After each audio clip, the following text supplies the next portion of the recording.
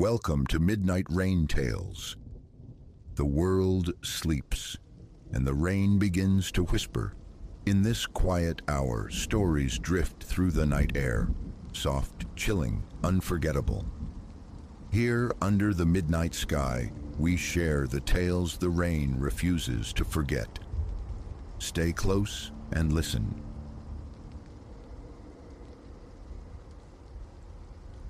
Against the bruised canvas of encroaching night, the old ironworks sprawled, a skeletal behemoth breathing decay. Its shattered panes glittered like vacant sockets, hoarding shadows I was soon to trespass upon. Wrestling the rusted shackle on the perimeter fence, I felt a tremor, not of cold, but of premonition. Ignorance blissfully unaware that this inaugural shift as custodian of emptiness would hurl me against perils starkly human and perhaps shadowed by whispers of the other. My name is Leo, etched onto a contract signed from the lean edge of necessity. Our town choked on economic dust, and with new life swelling within my wife, the luxury of choice had evaporated. The advert night watchman, Blackwood Ironworks derelict, shimmered like a mirage of simple wages. 8 hours guarding ghosts and echoes. A fool's paradise, I'd soon learn. The gate yielded with a tortured metallic sigh, admitting me to the blighted grounds. Years silenced the clang and roar, the workforce phantoms dispersed on the winds of closure. Now it served as a ruinous playground for trespassers and thrill-seekers, the scant wisdom imparted during my perfunctory briefing. My torch carved a nervous swath through the gloom towards the gatehouse security post. A cell, more than an office, furnished sparsely. A desk scarred with neglect, a complaining chair, a bank of archaic monitors that stuttered into grainy monochrome life at my touch. Most screens wept static, blind eyes on the network, but a few offered fractured glimpses of deserted thoroughfares and spectral production lines. I surrendered to the chair's weary embrace, the pervasive scent of mildew and stagnation clinging like a shroud. The shift's initial hours unspooled in quietude, a rhythm established between the flickering monitors and patrols across the ground level. My own footfalls, the loudest occupants of the echoing immensity. Only the furtive scrabble of unseen rodents or the groan of the structure settling punctuated the silence. Then, near the second hour past midnight, it came. A dense impact, a muffled weight dropped somewhere above. I froze, the beam of my light jittering across stained concrete, seeking an origin. Loose timber, maybe, I whispered, the lie thin against the sudden hammering in my chest. Duty demanded investigation, yet the thought of ascending into that deeper darkness coiled dread in my gut. My hand found the reassuring bulk of the stun gun clipped to my belt, a meager talisman against the unknown, and I forced my legs towards the stairwell. Each tread on the warped wooden stairs announced my ascent with a protesting shriek amplifying the adrenaline coursing through me. The second floor lay steeped in profounder shadow, moonlight struggling feebly through grime-caked apertures. And there, a flicker, a disturbance at the corridor's terminus. My light lunged towards it, but the shape, whatever it was, had already dissolved around the bend. Identify yourself. My voice, striving for authority, cracked slightly. Security, show yourself now. Only silence answered, thick and watchful. Then, undeniably, footfalls. Not advancing, but retreating, drawing me further into the factory's labyrinthine heart. Curiosity, that treacherous impulse, began to eclipse fear. Rounding the corner, I caught a fleeting impression of a figure slipping through a doorway into what was once an administrative office. Human, yes, but possessing a disconcerting fluidity of movement. "Hold it right there," I yelled, breaking into a clumsy run. I burst into the office, empty. Or so it seemed. A scuffle behind me spun me around. From the lee of a skeletal filing cabinet, a man emerged. As the torchlight pinned him, stark horror bloomed. He wasn't solitary. Two more shapes materialized from the gloom, their eyes catching the light like predatory embers. "Well now," the first man rasped, his voice like grinding stones. "Looks like the Night Watch decided to watch." I retreated a step, my grip tightening on the stun gun. "Armed security," I declared, injecting a confidence I didn't possess. "Vacate the premises now." A harsh bark of laughter echoed unnervingly. "Not happening, friend. We got ourselves a little enterprise going here. Can't have you throwing a wrench in the works." My vision, adjusting, began to resolve the scene. The office, repurposed. Glassware, tubing, canisters I couldn't name littered every surface. An acrid chemical tang burned the air. Realization struck, cold and sharp. A clandestine laboratory, narcotics. I'd walked right into their nest. "Look," I began, raising a placating hand. "No trouble needed. Let's just forget this happened." I saw nothing. The leader, his posture radiating menace, slowly shook his head. "Too late for blind eyes, pal. You've seen the setup." A subtle nod, and his companions began to angle outwards, flanking me. Trapped, 3-1 on their turf. Instinct screamed the only viable option: flight. I exploded from the office, boots hammering the decaying floorboards, the sounds of pursuit erupting behind me. Reaching the stairwell, a backward glance confirmed the nightmare. The cold gleam of metal in one pursuer's hand. A blade? A firearm? No time to discern. I plunged down the stairs, stumbling, nearly pitching headlong in my desperate haste. The security office, the landline. My mobile was a useless brick in this concrete tomb. Hitting the ground floor, I sprinted, the shouts of the men echoing from the stairwell behind. I slammed the office door, ramming the protesting chair beneath the knob, a fragile barrier against imminent violence. Fingers trembling, I snatched the receiver, punching 911. As the call connected, the door shuddered under a heavy impact. The chair groaned. 911, state your emergency. Blackwood Iron Works, security. I choked out the words. Intruders, trying to kill me, send help. I spat out the address, the dispatcher's calm assurance, a distant counterpoint to the rising panic. Hanging up felt like severing a lifeline. The door bucked again. The chair splintered. My eyes darted wildly, seeking any advantage, any weapon. The monitor bank. An idea, desperate and crude, sparked. I ripped the heaviest screen free, trailing wires like severed nerves. Just as the door splintered inward, I swung the monitor with every ounce of strength. It met the leader's skull with a sickening thud. He crumpled, his accomplices tripping over his falling form in their rush to breach the tiny space. I didn't pause. Using the monitor like a shield, a battering ram, I shoved past the momentarily stunned figures.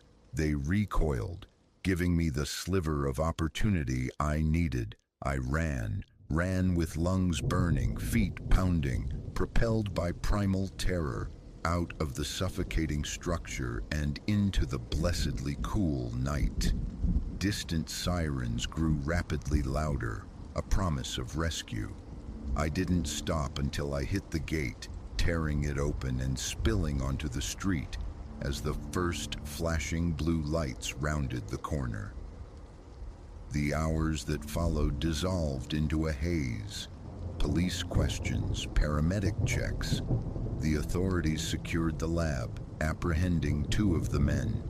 The leader, however, had vanished into the chaos.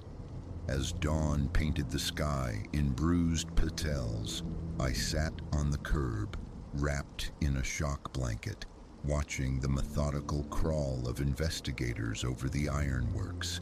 My wife arrived, her face a mask of fear, and I pulled her close, feeling the gentle curve of her belly, the life within grounding me.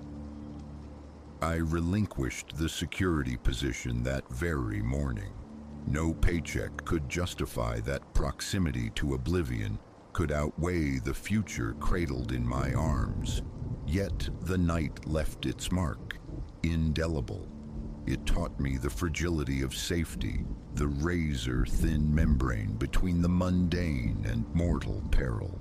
Months later, rocking my newborn daughter, the memory of the ironworks would surface unbidden. I had confronted terror, navigated danger through sheer will, and endured. Gazing in her innocent eyes, I knew I possessed a resilience I hadn't understood before. Still, sleep sometimes offers no refuge. In the deepest quiet of the night, phantom steps echo in the hall, and shadows in the room's corners take on fleeting, menacing shapes. The ironworks may stand silent miles away, but its ghosts remain, tethered to the memory of the night I stared down true fear and somehow walked away.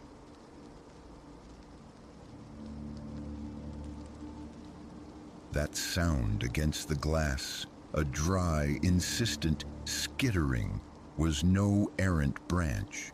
I knew because the pines stood sentinel still beyond the pane, their boughs stark silhouettes against a wash of moonlight, like fossilized lightning frozen against the velvet dark. This wasn't the wind's idle play. It was purposeful, a needle scratching vinyl growing sharper. I'd sought refuge in this timber frame box, this cabin nestled deep in the woods, craving an escape from the city's relentless thrum, yearning for stillness. Now, rigid in the narrow bed, senses straining into the profound hush, I understood the forest's true quiet and how swiftly it could be fractured. Only yesterday, arrival had felt like stepping into a sun-drenched idyll. The afternoon light, thick and golden, had slanted through the trees, perfuming the air with resin and damp earth. The cabin itself, weathered planks and a welcomingly broad porch, promised precisely the solitude advertised.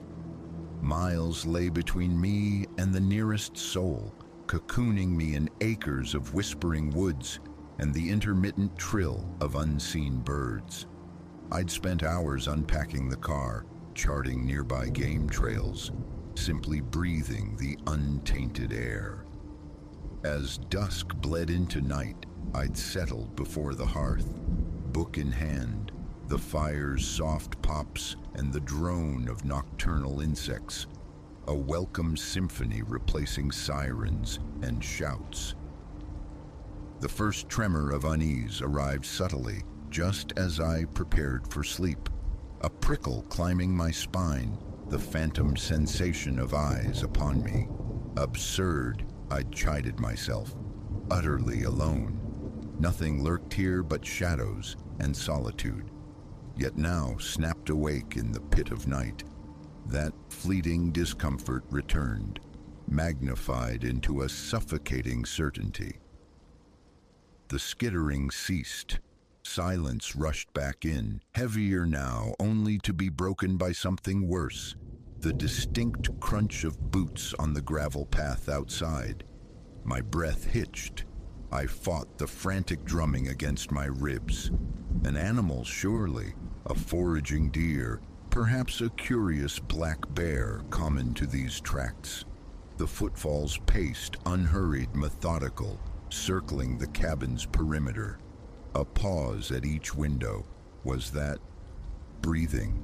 A low, guttural exhalation, impossibly close. My hand, trembling violently, groped for the phone on the bedside table. It nearly slipped from my grasp.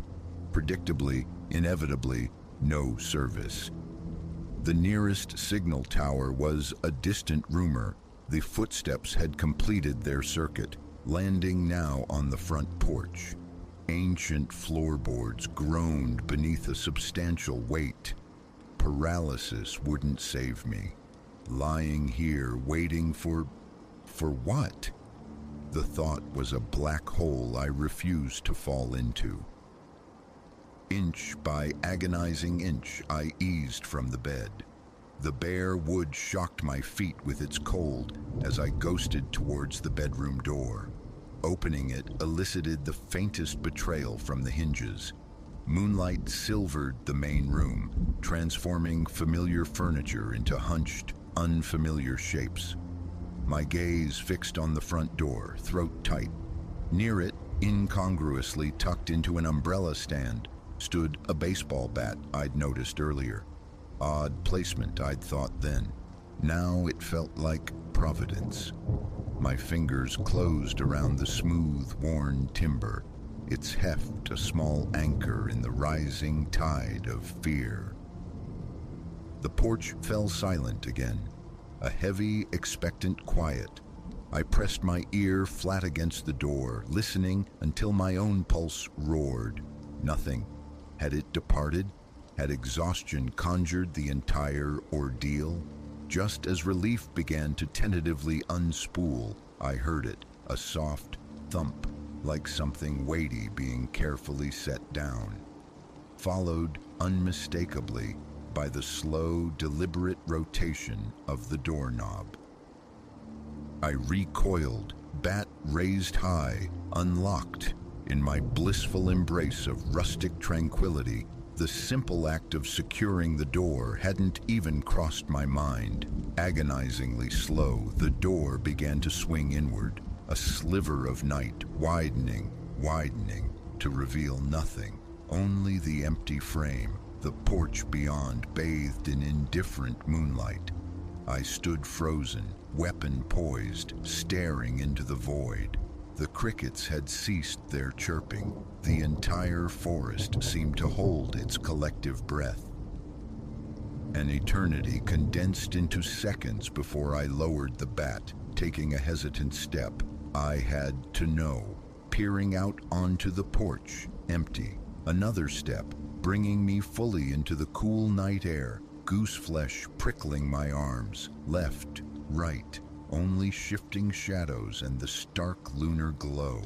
As I turned to retreat, my eye snagged on something at the porch edge, barely discernible. Footprints, not the splayed tracks of deer or bear I'd desperately hoped for. These were undeniably, chillingly human. My breath snagged. Kneeling, I saw they were fresh, the disturbed earth still dark and damp, and large, far larger than my own. My gaze traced their path backward from the woods, onto the porch boards, and then my blood turned to ice water. The prints led directly, unerringly, to my bedroom window. With shaking hands, I activated my phone's flashlight. The beam sliced the darkness, illuminating the cabin's flank. More prints clustered beneath the window, and something else, gouged into the wood, long and deep, right where the glass met the frame. Scratches. I stumbled back, mind fractured. This wasn't paranoia, it was real. I had to leave, now. Scrambling back inside, I slammed the door, the bolt sliding home with a decisive thunk. A frantic dash to the bedroom, pulling on clothes haphazardly, jamming my feet into hiking boots. As my fingers closed around the car keys on the dresser, the sound returned. Footsteps on the porch. Not stealthy now. Running. I threw myself at the back door, wrenched it open, and plunged into the absolute black beneath the trees. Heavy breathing pursued me, the snap of twigs underfoot terrifyingly close. I ran blindly, lungs searing, branches lashing my face, driven by pure primal terror, directionless, knowing only a way. After what felt like an age but was likely mere moments, I erupted from the tree line onto the gravel track where my car waited, a pale metallic promise under the moon. Keys fumbled in my slick palm. Behind me, something substantial crashed through the undergrowth, closing the distance. The key found the lock. I flung the door open, hurled myself inside, and slammed it shut just as a towering, broad silhouette broke from the trees. The key jammed into the ignition. A silent, fervent prayer. The engine caught, roared. I stomped the accelerator. Gravel sprayed as the car fishtailed away. A final, horrifying glimpse in the rearview mirror. The tall figure standing motionless in the center of the track, watching me vanish. I didn't ease off the gas until the blessed glow of highway lamps appeared. The sight of other vehicles a balm to my frayed nerves. I drove straight through the remaining night, not stopping until the familiar concrete embrace of the city surrounded me. I never filed a report. Who would lend credence to such a tale? No evidence remained, save for a narrative that sounded unhinged, even whispered to myself. Yet sometimes when the night deepens and the wind sighs through the urban canyons, I remember. The rasping at the window, the pacing tread on the porch, the shape receding in the mirror, and I'm left to wonder, what if sleep hadn't released me? What if I'd dismissed the sound? What truly stalked those woods? And what did it want? That cabin remains a place I'll never revisit, but a sliver of certainty lodges deep within me. Whatever shared the darkness with me that night persists, dwelling in the forest's shadowed heart, awaiting the next unsuspecting soul who lowers their guard, forgets a simple lock, mistakes the feeling of being watched for mere fancy, because the monsters sometimes are terrifyingly real, and sometimes they leave footprints.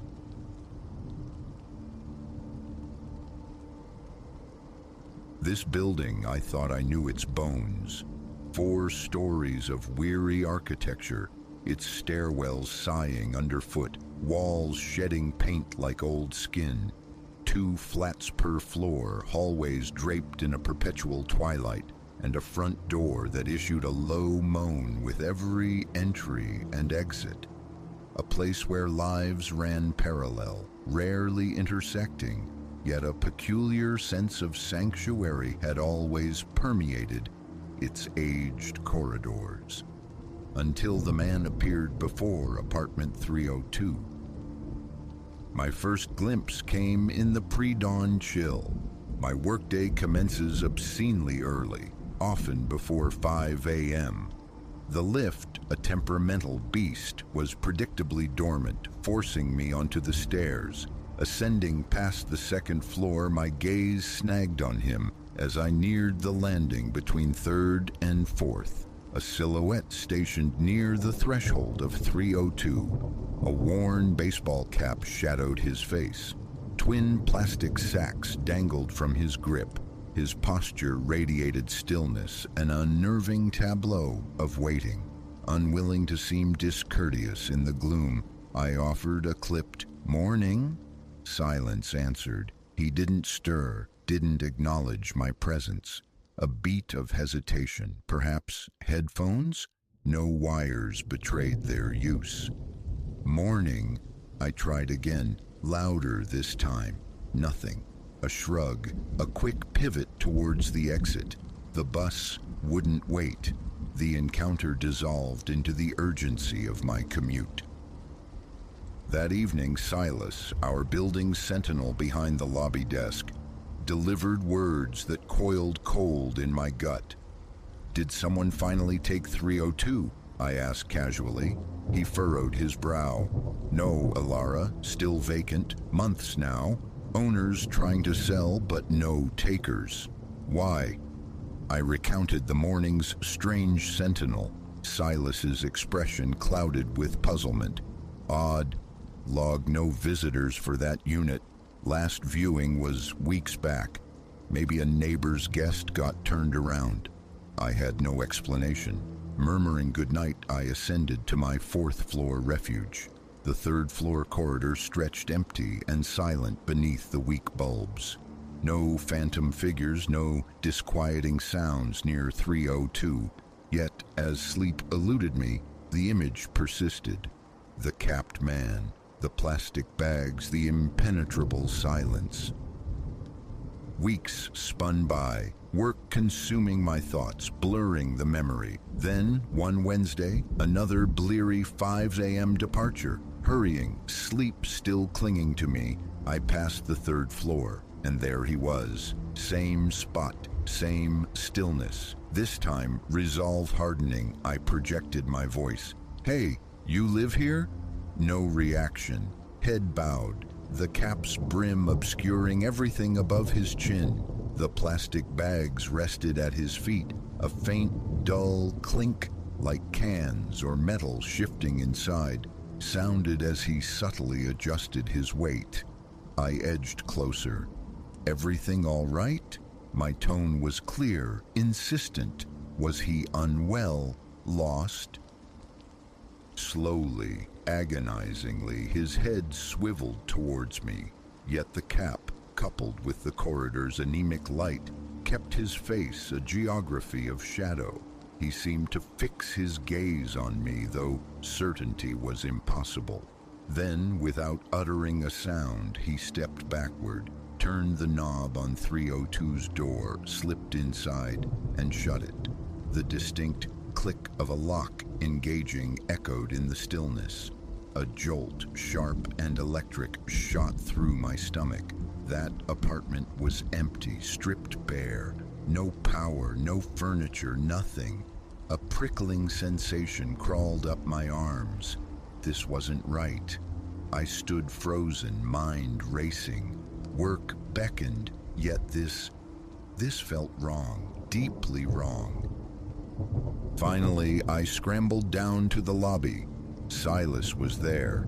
Breathlessly, I relayed what I'd witnessed. The man, the entry, the locking of the door from within. Silas shook his head, adamant. "Impossible, Alara. No electricity up there. Realtor handed me the keys last month. It's completely cleared out. Come on, let's look." We rode the groaning, rattling lift to the third floor, my heart hammering a frantic rhythm against my ribs. Squatter, intruder, danger. Sweat slicked my palms. I wiped them uselessly on my trousers. The third-floor hallway was deserted. 302's door appeared undisturbed. No marks of forced entry. Silas cycled through his keys until one slid home. We stepped into absolute darkness, pierced only by the beam of his phone's flashlight. The living area gaped, vacant. Bare walls, naked windows devoid of blinds or curtains. The kitchen held only a disconnected, hulking refrigerator. Both bedroom doors stood ajar, revealing equally empty spaces.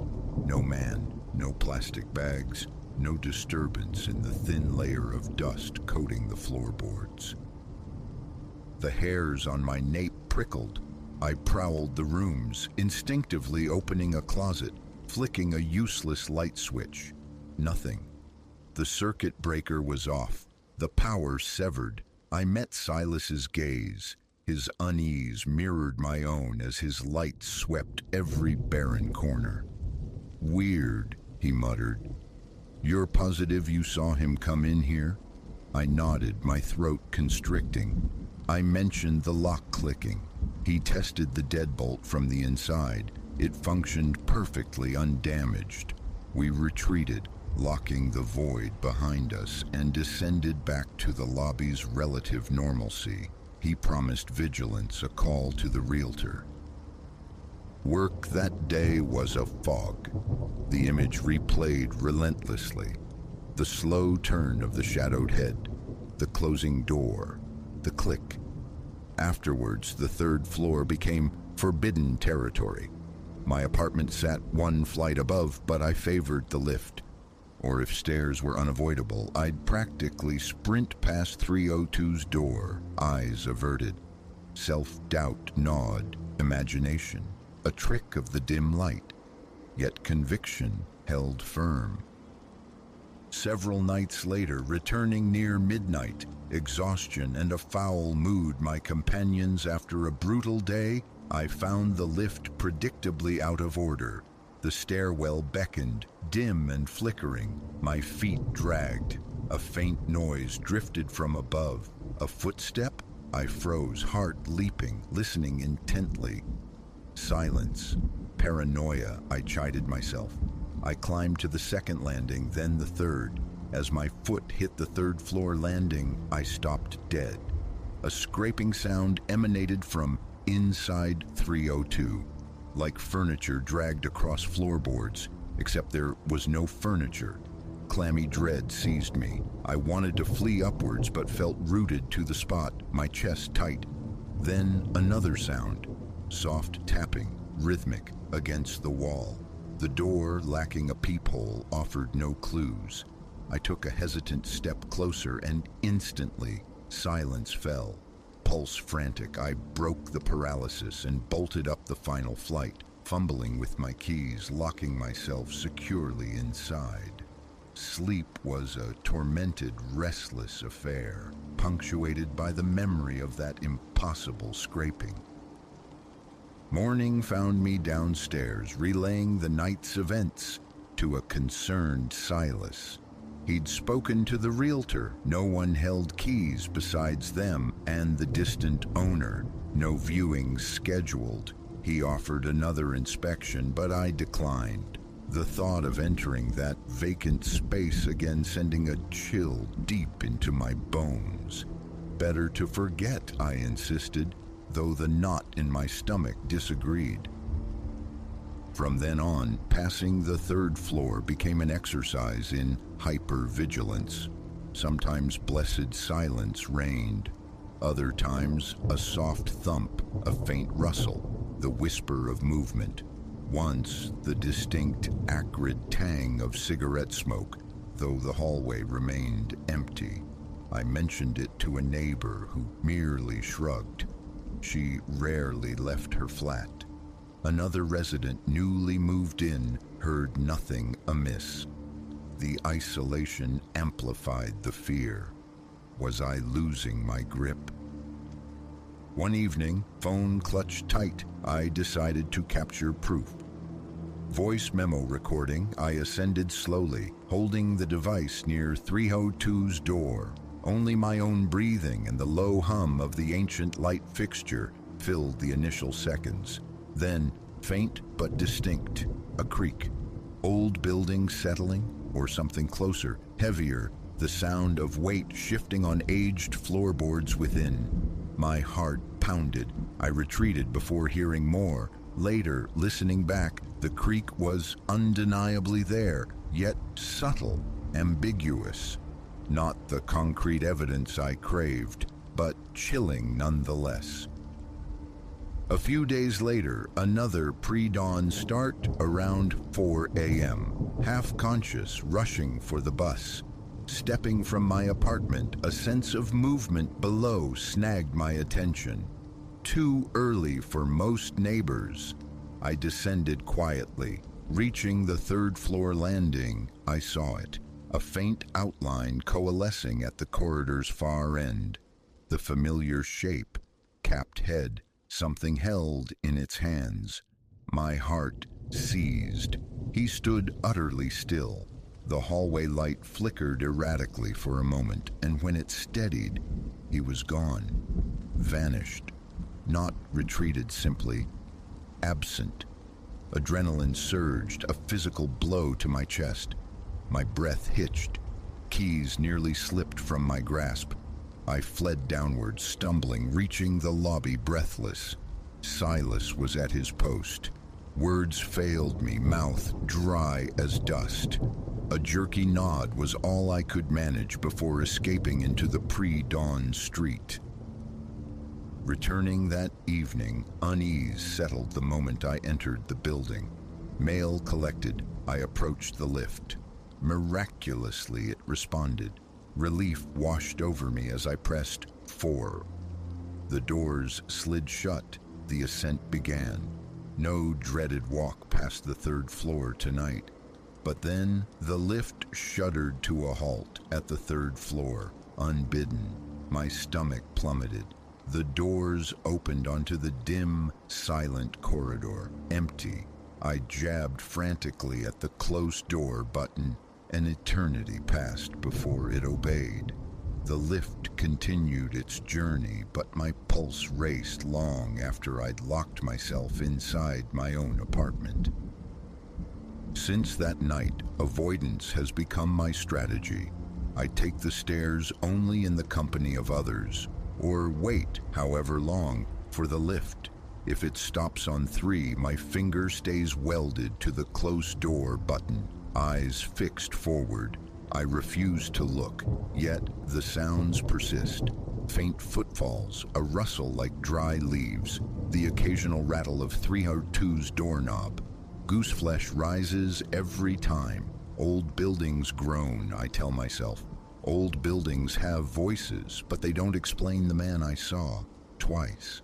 They don't explain him unlocking an empty, powerless apartment. They don't explain the chilling certainty sometimes that eyes watch me from that shadowed doorway as I hurry past. Distraction is a flimsy shield. Work, chores. The tension remains, a low thrum beneath the surface. A friend suggested moving. Finances forbid it, and the idea feels like surrender. Yet every entry into this building is now fraught. I scan corners, peer up stairwells. Silas has accompanied me on further checks of 302. Always the same, empty, dust undisturbed save for our own tracks. Windows latched from within, counters bare, no sign of habitation. But the absence of proof doesn't negate the sounds in the night. It doesn't erase the phantom silhouette burned into my memory. There is no neat conclusion, no tidy explanation. Only this lingering dread. I shun the 3rd floor, yet sometimes the building dictates my path. Sometimes I must traverse that hallway where the impossible happened. Each time my stomach clenches, the skin on my arms tightens, and I quicken my pace, desperate to escape the unseen. Whatever resides or seems to reside in apartment 302, I know what I saw. I know what I hear. It might sound irrational, but it is my reality now. If I ever leave this place, it will be because of that door and the silence and sounds behind it. For now, I endure. Passing by, senses screaming, I listen for him. Sometimes a flicker of movement teases the edge of my vision. Sometimes nothing. Either way, I keep moving. Discovering the truth behind 302 holds no appeal if it costs what little peace I have left. Better to pretend it's just an empty room, even as the floorboards above it creak in the dead of night, a sound I attribute with dwindling conviction only to my imagination. Deep down, something is there, unseen, unexplained.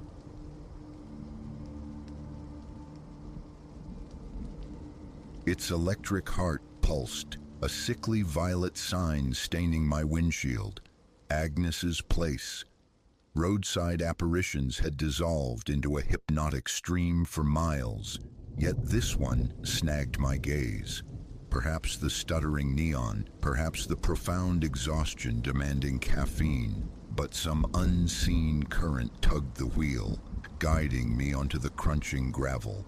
No other headlights had pierced the oppressive dark for what felt like an eternity. The highway, an obsidian artery through nowhere, stretched infinitely behind and ahead. Through the diner's windows, squares of unsettling warmth punctuated the void. Dim shapes occupied booths within, a fragile solace. I wasn't utterly alone in this sprawling night. A discordant chime announced my entrance as the door yielded, releasing a wave of heated air. It carried the scent of scorched coffee and lingering fat, a perfume both nostalgic and fundamentally wrong, clinging like a shroud. Behind the counter, a woman's head snapped up, her smile immediate, vast, sculpted as if awaiting this precise moment. "Evening sugar," she crooned, the sweetness thick as syrup. "Just your lonesome self tonight." A silent nod was my reply. I slid into a booth near the window, the crimson vinyl groaning beneath me. An unnatural quiet pressed in. Diners hummed, a low thrum of clattering plates, percolating coffee, a staticky radio whispering tunes. This place held only silence, a profound vacuum that made the ears ache.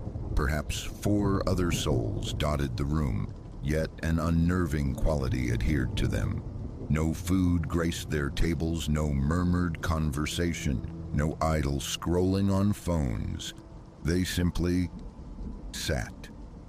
Motionless effigies, gazes locked on some unseen point straight ahead. The woman, Agnes, the sign proclaimed, floated over with the menu, though its contents were irrelevant. "Coffee," I managed, striving to ignore the relentless curve of her lips as she retreated. My attention snagged on the man in the opposing booth. His hands lay flat on the formica, utterly still. His eyes, wide and unblinking, were fixed directly on me. A prickle of unease traced my spine. I shifted, attempting to deflect his stare, but it felt tangible, a physical weight boring into my skull. Agnes returned, the mug landing with a soft, definitive clink. I manufactured a polite smile. It felt brittle, ill-fitting. The entire establishment felt askew, like navigating a dreamscape where the familiar had been subtly, dreadfully warped. "Where you pointed?" she inquired, lingering, her presence an unwelcome anchor. "Passing through," I murmured, lifting the mug. The coffee was acrid, barely warm, yet thirst wasn't the point. Escape was. She inclined her head, a slow, knowing gesture. "Don't get many wanderers this deep in the night." My gaze drifted to the window, a silent plea for her departure. Beyond the glass, my car sat isolated in the meager spill of light. Past that, only impenetrable blackness reigned. No structures, no street lamps, just the asphalt ribbon dissolving into the void. The diner's silence deepened, becoming a pressure against my eardrums. Risking another glance around the room, my stomach clenched. They were all watching me now. Every single patron, their faces impassive masks, their collective stare an intense, unwavering beam. I dropped my eyes to the murky coffee, concentrating on the rhythm of my own unsteady breath. Fatigue, surely. Road hypnosis. My mind conjuring phantoms. But when I looked up, their eyes remained. fastened upon me. "Everything satisfactory, sugar." Agnes's voice, sharp beside me, made me flinch. She stood behind the counter again, hands planted, observing me with an unnerving focus. "Fine," I croaked, the words shaky. "Think I'll just settle up." Her smile held, but a glacial shift occurred in her eyes.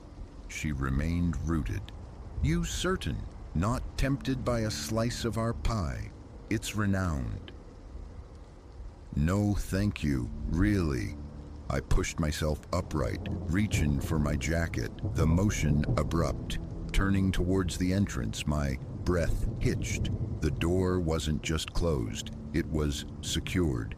A thick, greasy chain snaked through the handles, bound by a heavy padlock I hadn't registered upon entering. My throat went dry. I pivoted back to Agnes. Why is the door locked?" She didn't respond immediately. The smile unwavering, a mask of benign normalcy. "Oh, that? Just a precaution, dearie, for your safety. You know how it is, strange types out on these roads after dark." A step back. My pulse hammered against my ribs. "I need to leave now." Agnes tilted her head, the smile a fixture. "But you haven't finished your coffee." My eyes darted frantically, seeking another egress. The other patrons were still statues, their gazes pinning me. My hands trembled, but I forced steadiness into my voice. "Unlock the door, please." Ignoring me, Agnes drifted towards the counter, picking up an old rotary phone. She cradled the receiver, her eyes never leaving mine.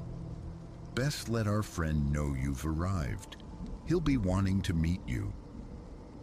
No more waiting. I lunged towards the back, propelled by raw instinct, praying for another way out. My heart hammered a frantic rhythm as I pushed through swinging doors, into the kitchen's thick miasma of stale grease and something vaguely spoiled. A narrow corridor stretched beyond, culminating in a door stenciled "Exit." Relief surged, sharp and painful. I hurled myself towards it, hand outstretched, grabbing the handle, and met solid resistance. Locked, bolted just like the front. Panic, cold and sharp, seized me. I hammered on the wood, a futile battery against the silence, knowing miles of emptiness lay beyond. Turning, back pressed against the unyielding door, I gasped for air. Then I heard it. Footsteps, measured, unhurried, echoing down the confined space. It was one of the men from the booths, the one who had sat nearest. He advanced, face utterly blank, eyes locked onto mine with chilling vacancy. "Agnes says you're to come back now," he stated, his voice toneless, devoid of inflection. Scrabbling backward, my hands searched desperately for a weapon, finding only smooth wall and dead air. There was nowhere to go. Dodging past him, I fled back towards the main diner, a wild hope sparking, find something heavy, smash the lock. But Agnes stood waiting by the chained door. Her smile had finally evaporated, replaced by an expression of flat, cold authority. "You won't be leaving," she stated, her voice low and final. "Not until he gets here. Might as well take a seat." The room seemed to tilt, vision tunneling. Without conscious thought, I seized a nearby chair, hefted it high, and brought it down against the plate glass window. The explosion of shattering glass was deafening, momentarily stunning the oppressive silence. I didn't pause. Scrambling through the jagged opening, feeling shards slice into my hands, I sprinted for the car. Sweat slicked my palms as I fumbled the keys into the ignition. The engine roared to life. Tires spat gravel. I slammed the accelerator, launching the car back onto the highway, away from that island of false light. Only when Agnes's place was a receding memory, finally devoured by the ravenous dark, did I dare glance in the rearview mirror. I drove until the first hints of dawn bruised the eastern horizon, my knuckles white on the steering wheel, hands aching from the relentless grip. Who he was, what fate awaited me within those walls, remains an unanswered horror. But sometimes late at night, on a desolate stretch of road, the glow of a distant diner will trigger a phantom echo. The vacant stares, Agnes's too wide smile. I never stop at roadside diners anymore, no matter how deep the exhaustion, no matter how inviting the light.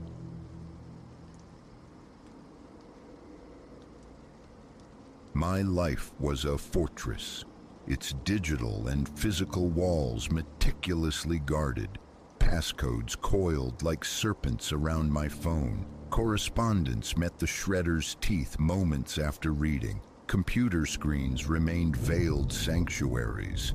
This meticulous privacy was my nature, the architecture of my solitude. Then came the acquisition of this archaic manor, perched skeletal on its hill behind iron tendrils weeping rust. Isolation I'd anticipated, silence I'd craved. What I found instead was an unnerving sense of observation, emanating from something unseen, intangible. Weeks now I've inhabited this place. The previous custodian had fled, it seemed, mid-breath, leaving behind a mausoleum of furniture, funereal draperies and mirrors, an astonishing proliferation of mirrors. Every chamber possessed at least one. Many hosted a silent, reflective populace. Floor-standing giants in somber wood frames stood sentinel. Others, rimmed in chipped gilt, clung to walls like faded portraits. Sleek, unadorned panes offered stark, modern counterpoints. That inaugural evening, traversing the foyer into the cavernous living room, I coaxed life into a tall lamp. Its bulb sputtered a hesitant pulse before bathing the space in amber. Above the hearth, a looking glass scarred by time held my reflection. Normal enough, I reasoned, dismissing the prickle on my neck as the mere strangeness of inhabiting such vast, vacant space. Ancient floorboards groaned underfoot, protesting my intrusion. The air hung thick with the scent of dust and forgotten time. Then a delicate tapping, sharp as a fingernail drawn across glass, brittle and brief. A scan of the room revealed nothing. A branch, perhaps, rapping at a window pane, I told myself. Morning arrived with a crick in my neck, courtesy of a bed too grand, a mattress harboring lumps like buried secrets. Parting the heavy bedroom curtains, I let the dawn spill in. It struck the large mirror opposite, and for a heart-stopping instant, a shape flickered behind my reflected form, an incongruity, a silhouette that bled beyond my own. I spun, finding only empty air. My pulse hammered a frantic rhythm against my ribs. A clammy coolness bloomed on my palms.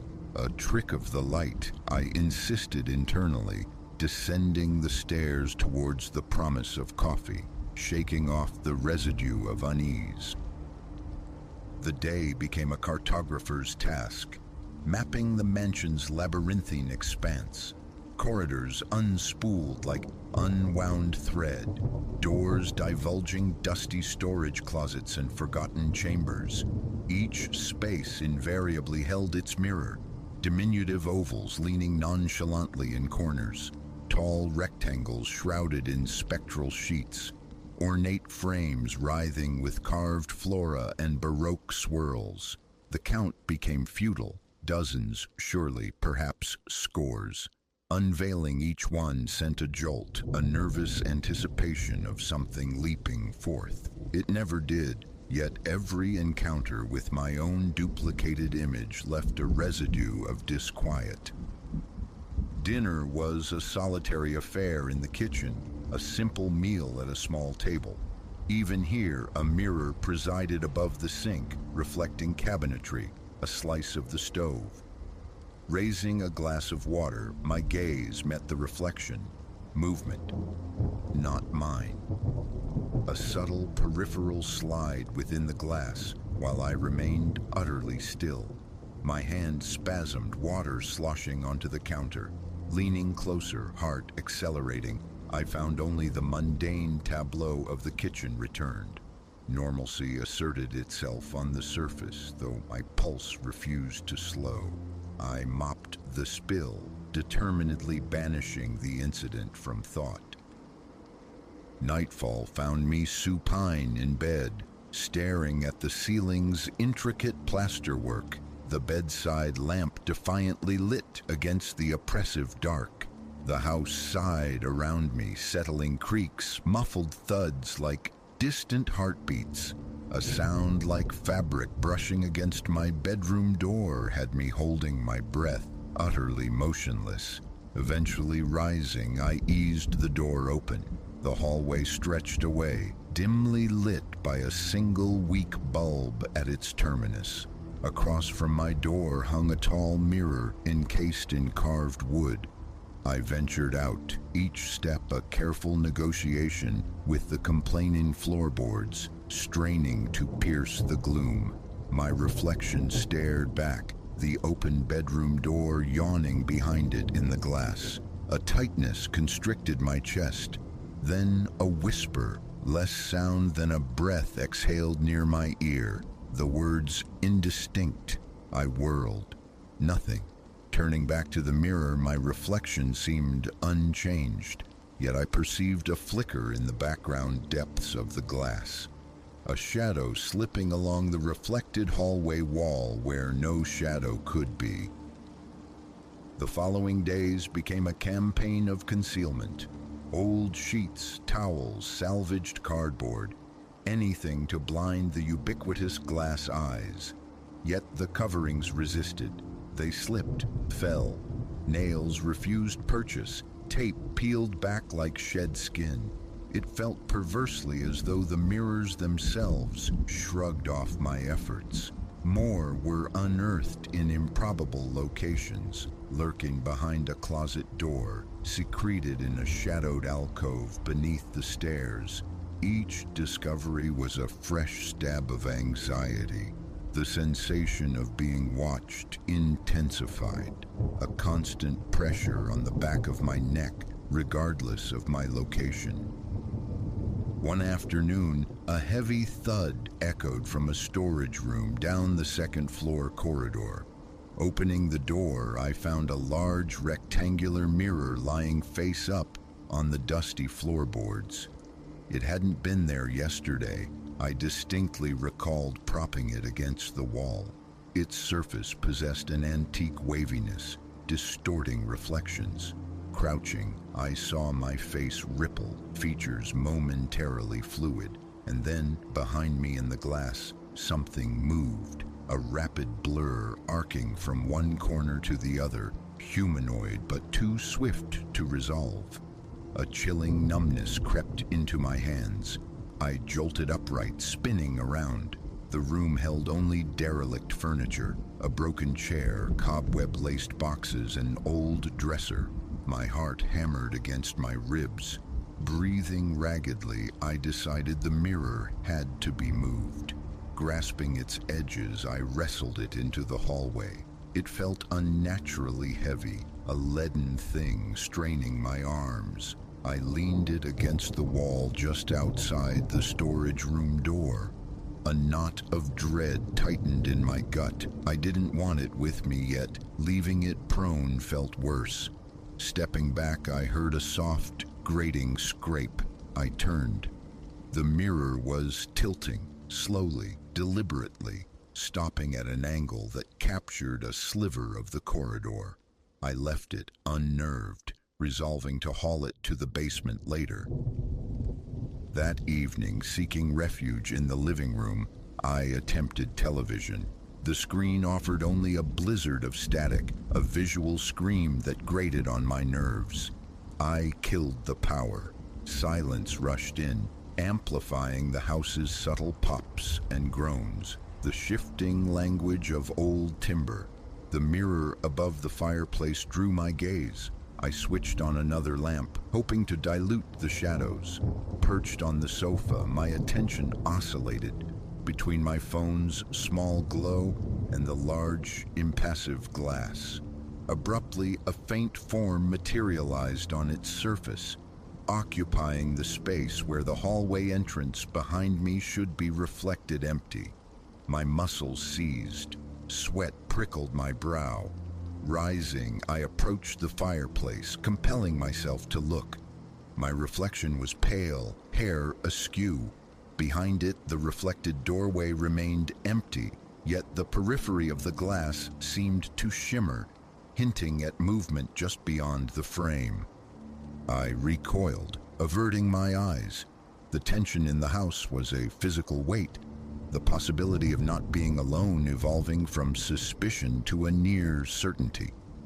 Logic warred with instinct. No forced entry, no footprints, no tangible proof of another presence.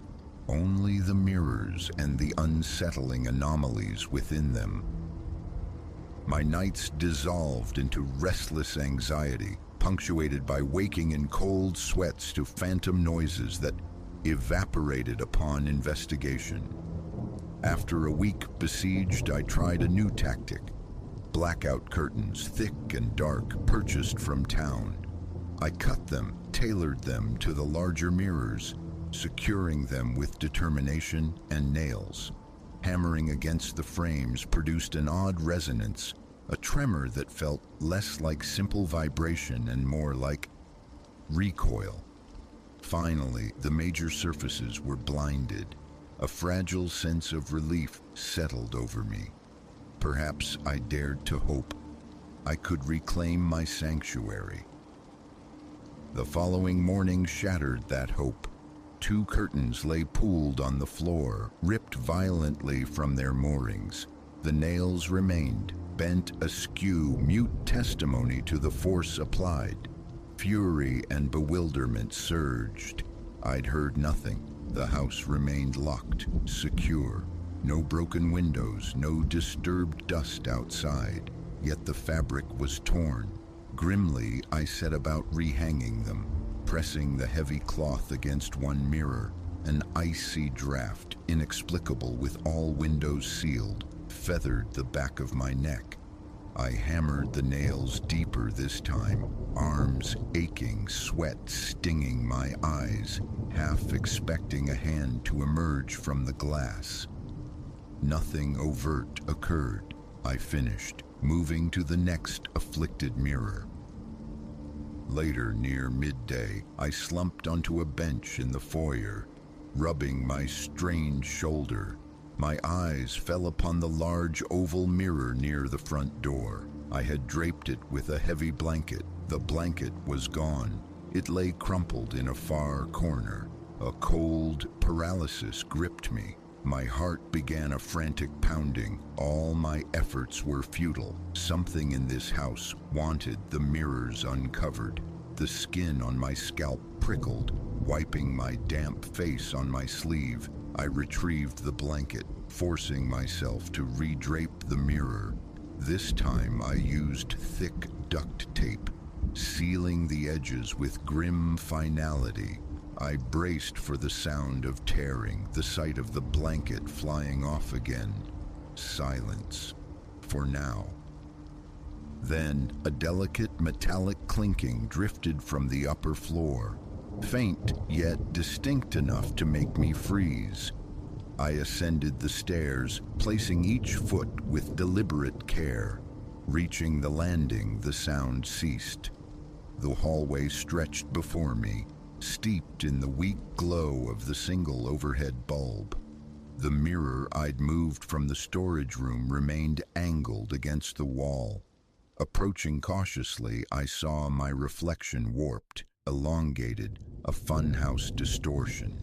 My stomach clenched. Leaning closer, my face in the glass seemed subtly wrong, features subtly rearranged. And then, reflected behind me, movement flickered. I lurched back, spinning. The corridor was utterly empty. Frustration warred with rising panic. My breathing hitched. Pacing now, scanning doorways, I heard another sound, a low scrape like something being dragged. Turning a corner, I confronted a mirror I hadn't noticed before, perched on a small wooden stand at an intersection of halls, reflecting both converging passages. It was uncovered. Dust filmed its edges save for the center, where a single clear handprint marred the glass. I stared. It wasn't my hand. Larger, the fingers spaced differently, an alien palmistry. My pulse throbbed in my ears. I tried wiping it with my sleeve, but the print remained, a ghostly impression seemingly pressed from within the glass itself. I peered down the left hall, then the right. Vacant. Backing away slowly, unwilling to meet my own gaze any longer. My legs felt unsteady. A simultaneous chill and sweat broke over me. Retreating felt imperative. I hurried back towards the stairs, casting glances over my shoulder, half expecting a pursuing reflection, a shape materializing at the edge of sight. Downstairs, I grabbed my jacket and stepped onto the porch, gulping the cold, damp air. The overcast sky pressed down. The wind sighed through the skeletal trees surrounding the property. My mind raced. Hire someone to remove them all? Smash them? A tremor of fear accompanied that thought. What might smashing them unleash? And the paradox of my nature, loathing intrusion, yet terrified to expose anyone else to this presence. As twilight bled across the sky, the inevitable truth asserted itself. I had to go back inside. This house was mine now. Abandonment felt like surrender. Once inside, I forced myself on a patrol, checking the mirror coverings. Some held fast. Others had slipped, sagged, bore subtle signs of tampering. My nerves were raw filaments. Each mirror felt potent, charged with an unseen energy. My attempts at suppression seemed only to agitate whatever resided within them. Night has fallen completely. Exhaustion weighs me down. I've retreated to the master bedroom, secured the door, left a small lamp burning defiance against the shadows. I sit now, perched on the edge of the bed, scribbling these words onto a notepad, an anchor in the encroaching strangeness. Soft, scraping sounds echo from the hallway beyond the door. My gaze keeps snapping to the mirror across the room. I covered it meticulously hours ago with a thick sheet, yet I can see the corners lifting, subtly, as if tugged by invisible fingers from behind. My own hands tremble as I write. My mouth is parchment dry. Swallowing feels like a conscious effort. What dwells within these countless panes of silvered glass? Why this house became their vessel remains terrifyingly unknown. All I grasp is the suffocating sense of entrapment, of perpetual scrutiny. With every blink, I fight the image of a figure standing just behind me, patient, waiting. Holding onto sanity is a conscious act. I can only hope to endure, to find a way to coexist or escape. For now, I listen to the darkness breathe and creak around me, increasingly uncertain if the face staring back from any polished surface is was truly my own.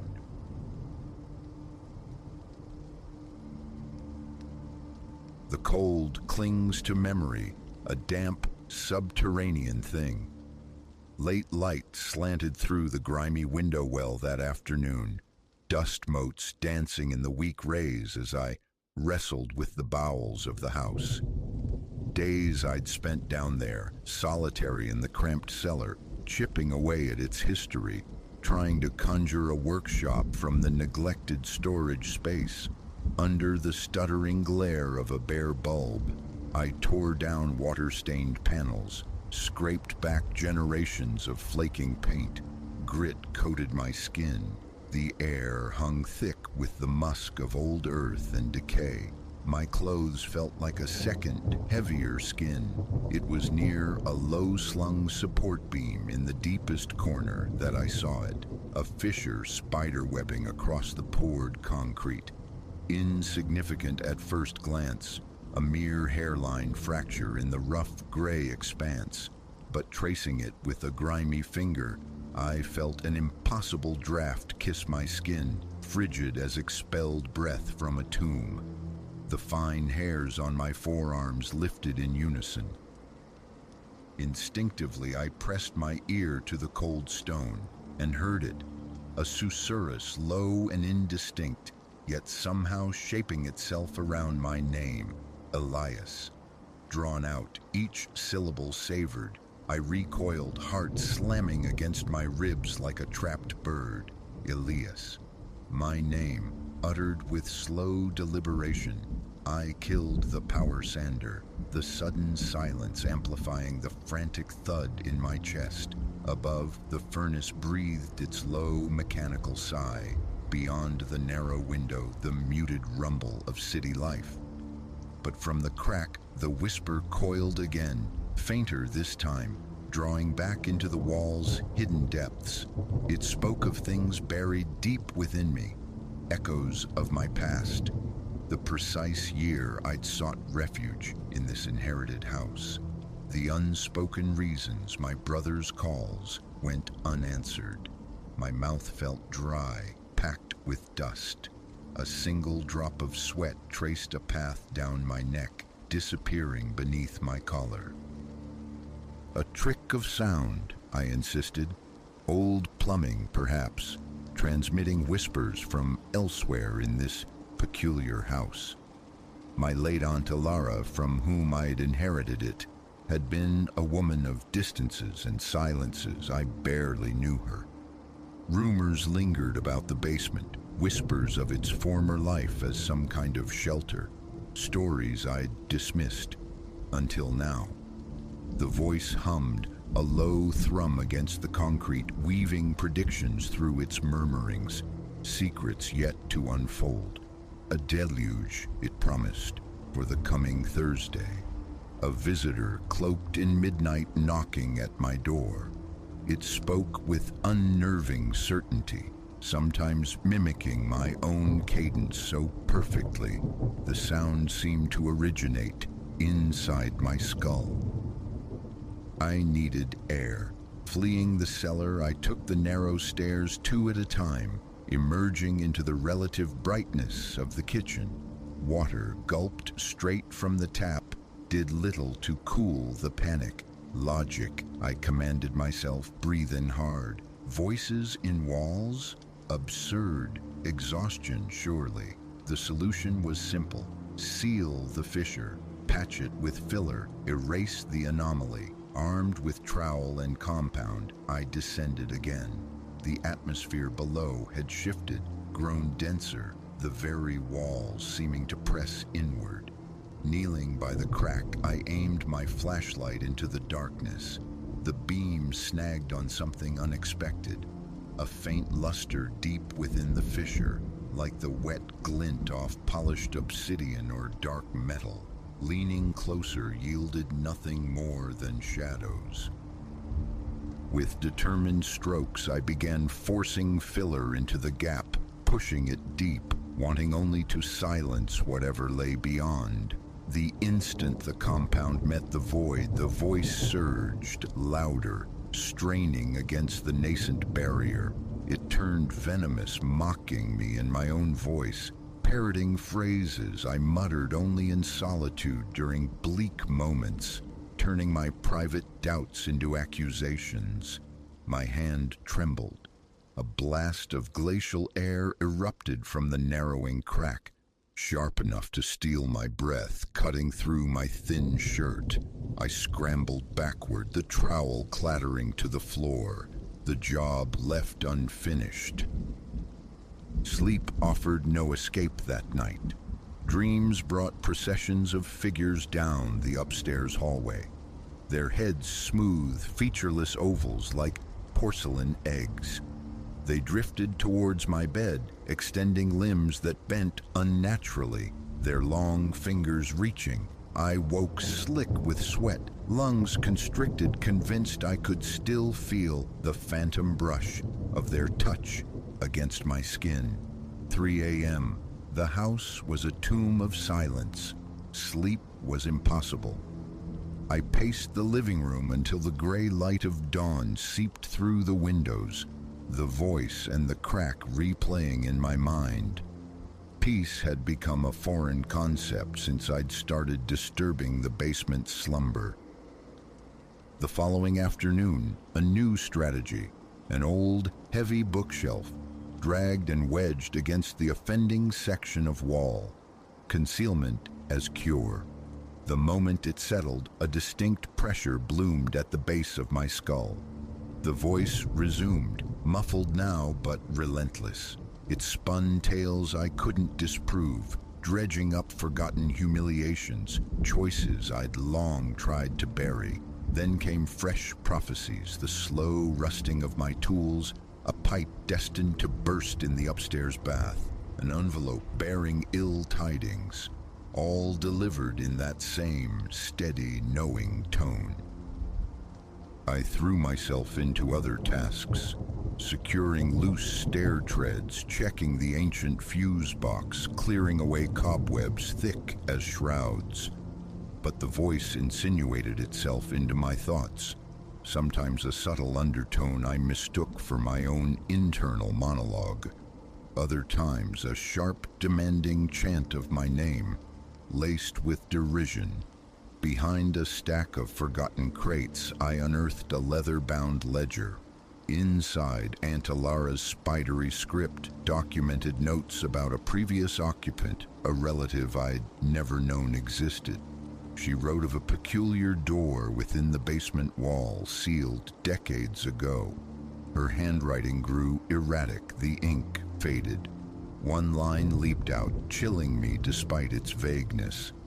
It's not trying to heal, it's trying to become. I slammed the book shut, pulse frantic. Coincidence felt like a flimsy shield. That evening, desperate for a normal human connection, I tried calling Leo. The line crackled and died repeatedly. A text followed. "Ever hear weird sounds through walls?" Silence answered. Catching my reflection in the hallway mirror, I saw the dark smudges beneath my eyes, the rigid set of my jaw. For a disorienting second, the reflection's lips seemed to move independently of mine. A silent mouthing, I nearly cried out, nerves frayed to snapping point. Fatigue, I told myself fiercely, just fatigue. One last descent, flashlight and a small hammer this time. If there was something tangible back there, I had to know. I carefully chipped away at the edges of the fissure, widening it just enough. The flashlight beam struck that same deep gleam, something smooth, reflective, but warped, like gazing into antique mercury glass. A distorted sliver of my own eye stared back, pale and unnervingly alien. Nausea churned. The voice breathed my name, Elias, and the temperature plunged again. It wasn't hostile, not in a physical sense. It sought ingress, weaving itself into the fabric of my awareness. My breath grew shallow. With trembling hands, I hammered a small plank of wood over the opening. A thin, high wail resonated not in the air, but directly within my skull. My fingers went numb, a cough tearing from my throat as if I'd inhaled ice shards.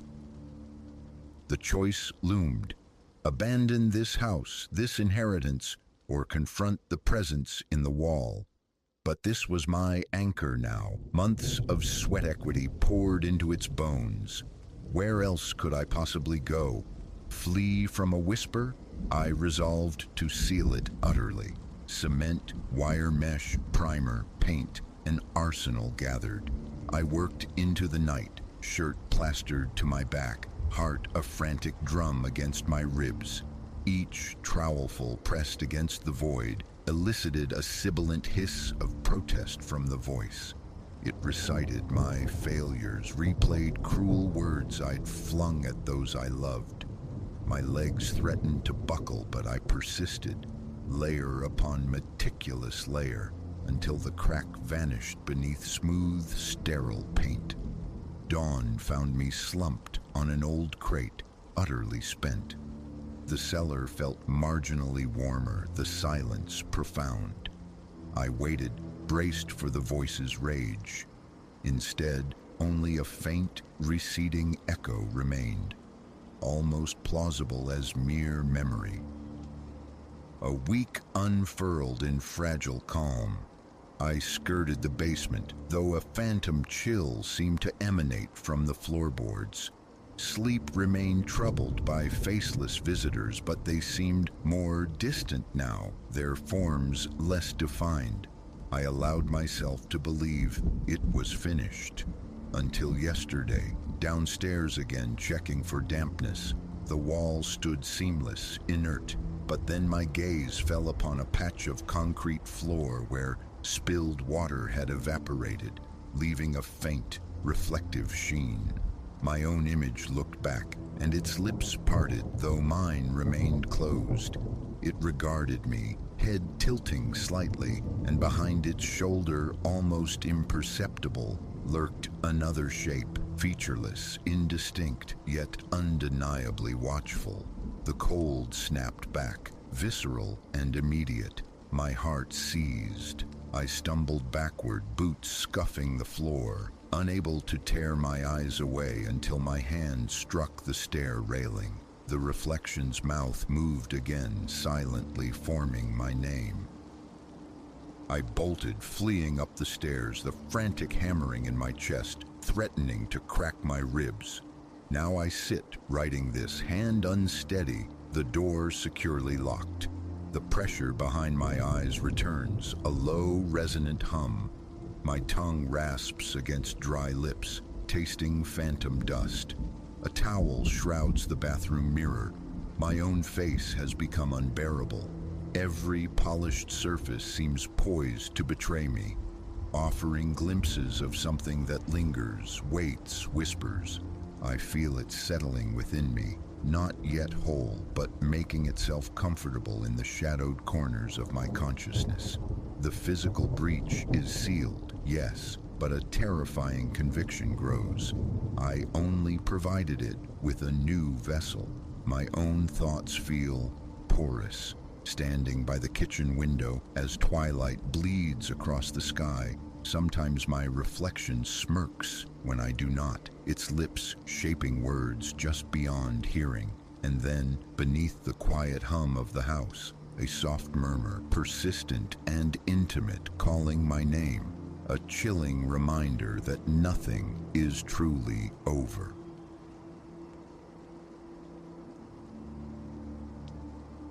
That initial evening, I rationalized the sound away. The groaning exhalations of an old structure, perhaps. Wind wheezing through ancient heating ducts. Yet, wind lacks rhythm. Wind doesn't pause. A measured stillness between the intake and the outflow, like failing bellows gasping for function. And wind, most assuredly, does not learn your name. I'd secured the lease on the farmhouse come October, seeking sanctuary, a quiet theater for the unfolding of my next novel.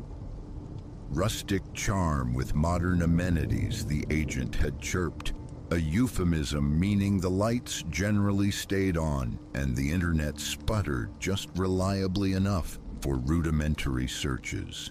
They'd glossed the main floor and upstairs with superficial renovations, but the cellar, the stone-lined heart below, remained untouched, primal. 3 days into my tenancy, the breathing began.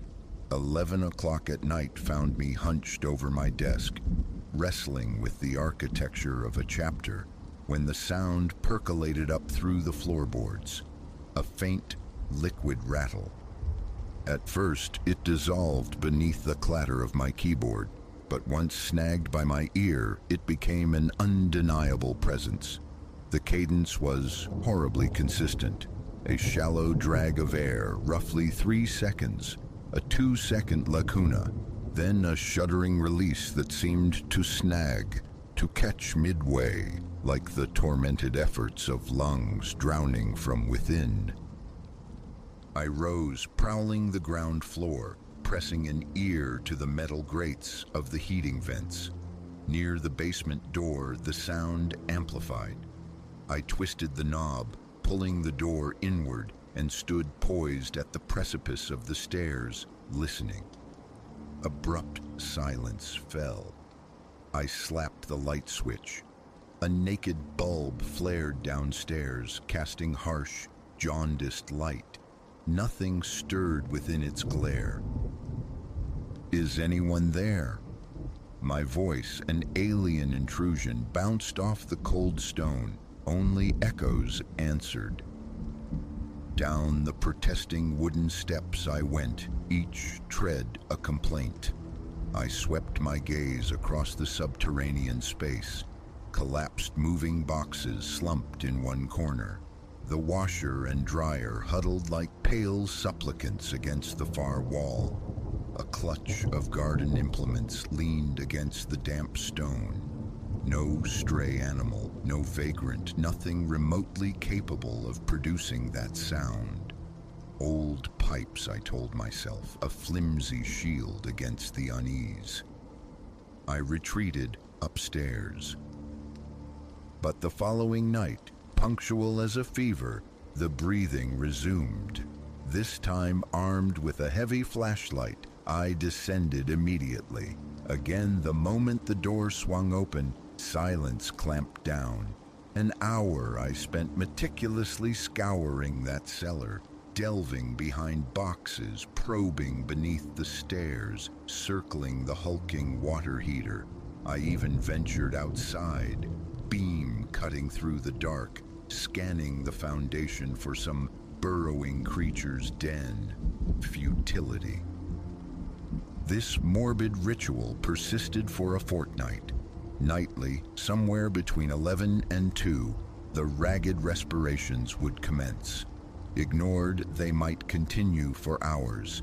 Investigated, they ceased instantly. Always that same labored cadence, always that immediate halt upon my approach. I started capturing it on my phone, playing the unsettling audio for the property's caretaker. "Mice in the walls," he offered, though surely mice don't mimic pneumonia's rasping signature at such volume. The real estate agent waved away my growing anxiety. "Old houses groan," she'd said dismissively. An HVAC technician inspected the heating system, pronounced it sound. I attempted to work, to exist around it. Daylight rendered the house benign, almost normal. In the sun's glare, I could nearly persuade myself it was imagination, stress manifesting as auditory hallucination. But dusk invariably brought a cold knot of dread tightening in my gut. I began to circumnavigate the basement entirely, hauling my laundry to the coin-op in town. Plug-in air fresheners bloomed throughout the house, a futile chemical assault against the musty, grave-like scent that seemed to bleed upwards through the floorboards after dark. Last night shattered the pattern. I sat in my usual vigil, trying to weave words together against the backdrop of those wet, struggling breaths from below. The sound had become almost a morbid fixture, unnerving yet horribly familiar. Then it altered. The breathing accelerated, grew erratic. The steady, agonizing rhythm dissolved into quick, shallow pants, desperate and uncontrolled. My fingers froze above the keys. In 3 weeks, the cadence had been immutable. Now, this frantic hyperventilation. The fine hairs on my neck prickled as the gasping intensified, clawing its way louder, then abruptly stopped. The ensuing silence crashed over me, a palpable weight. I remained utterly still, ears straining against the sudden void. My own pulse hammered, a frantic drum against the quiet. 1 second stretched, 2, 3.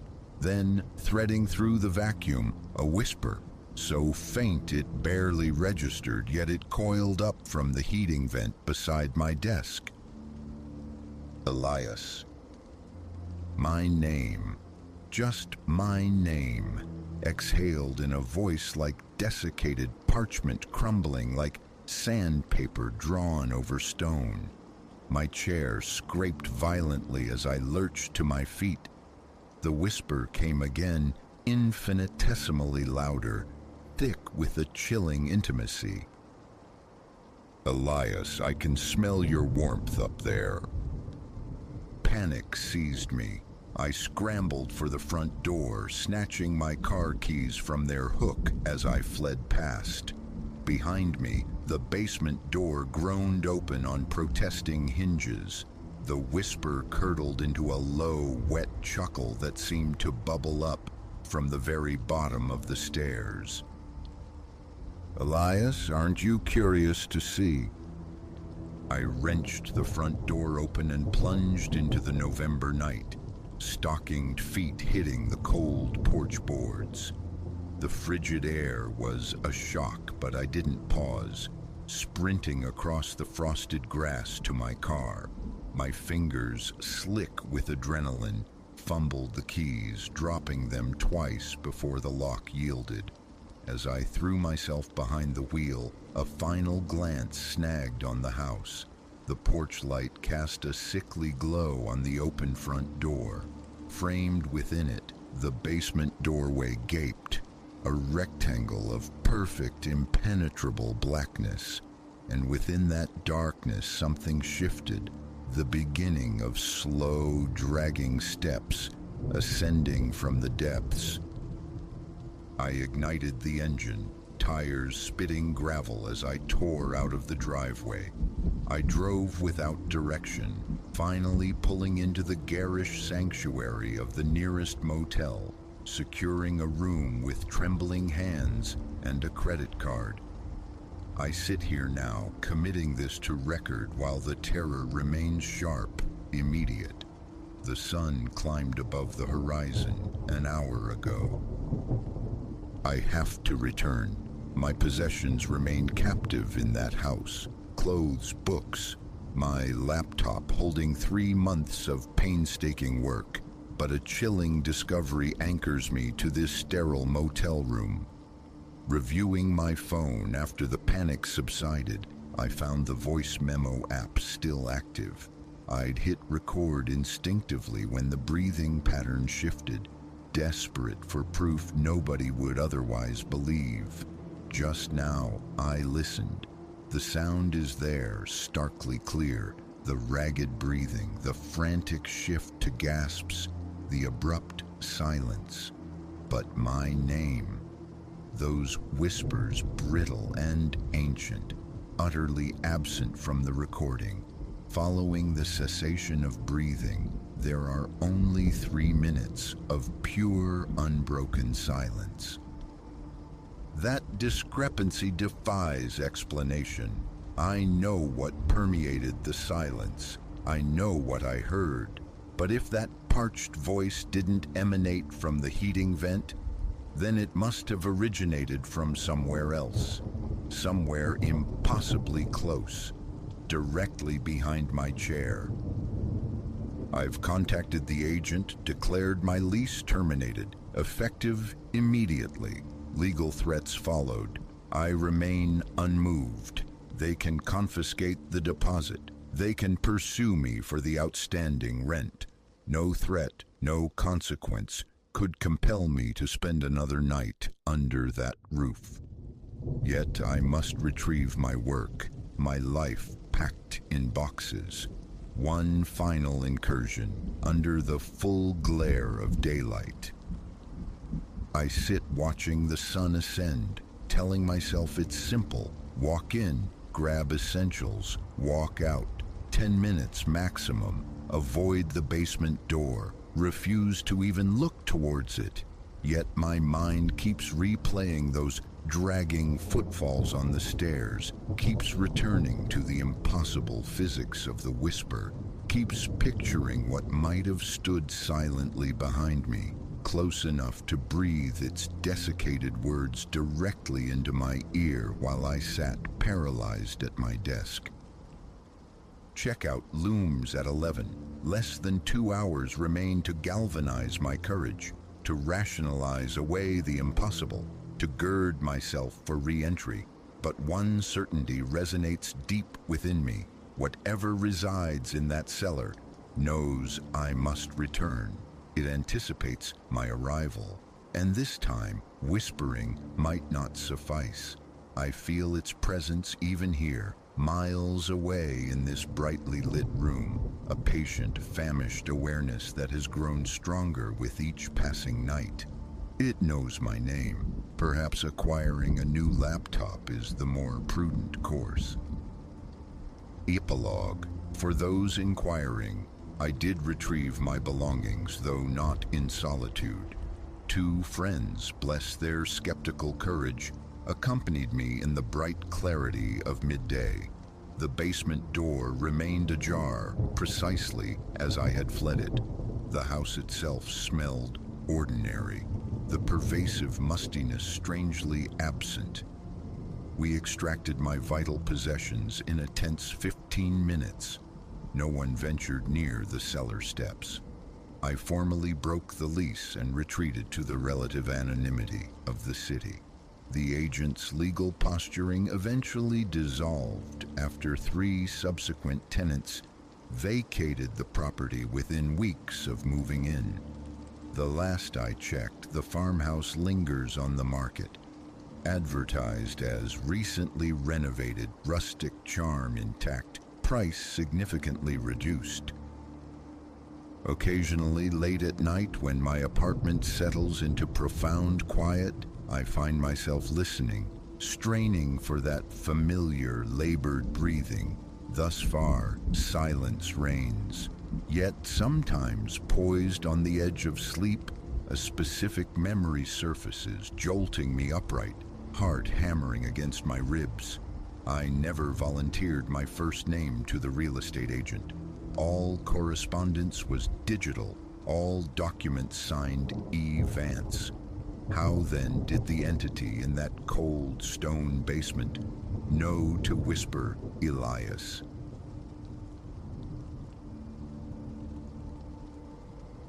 Again, the heavy velvet drapes in Arthur Pendleton's front room quivered, a barely perceptible tremor against the glass. 3 a.m. A sliver of ice feathered down my vertebrae.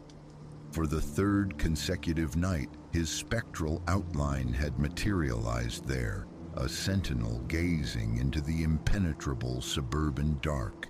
Something coiled and unwell resided next door, and a premonition whispered that the placid skin of our street was about to rupture, revealing truths best left buried. 5 years I'd shared a property line with Pendleton. 5 years of nodding acquaintance, of him securing my home during my travels, of me clearing his snow-choked drive or taming his unruly summer lawn. A quiet covenant of neighborliness.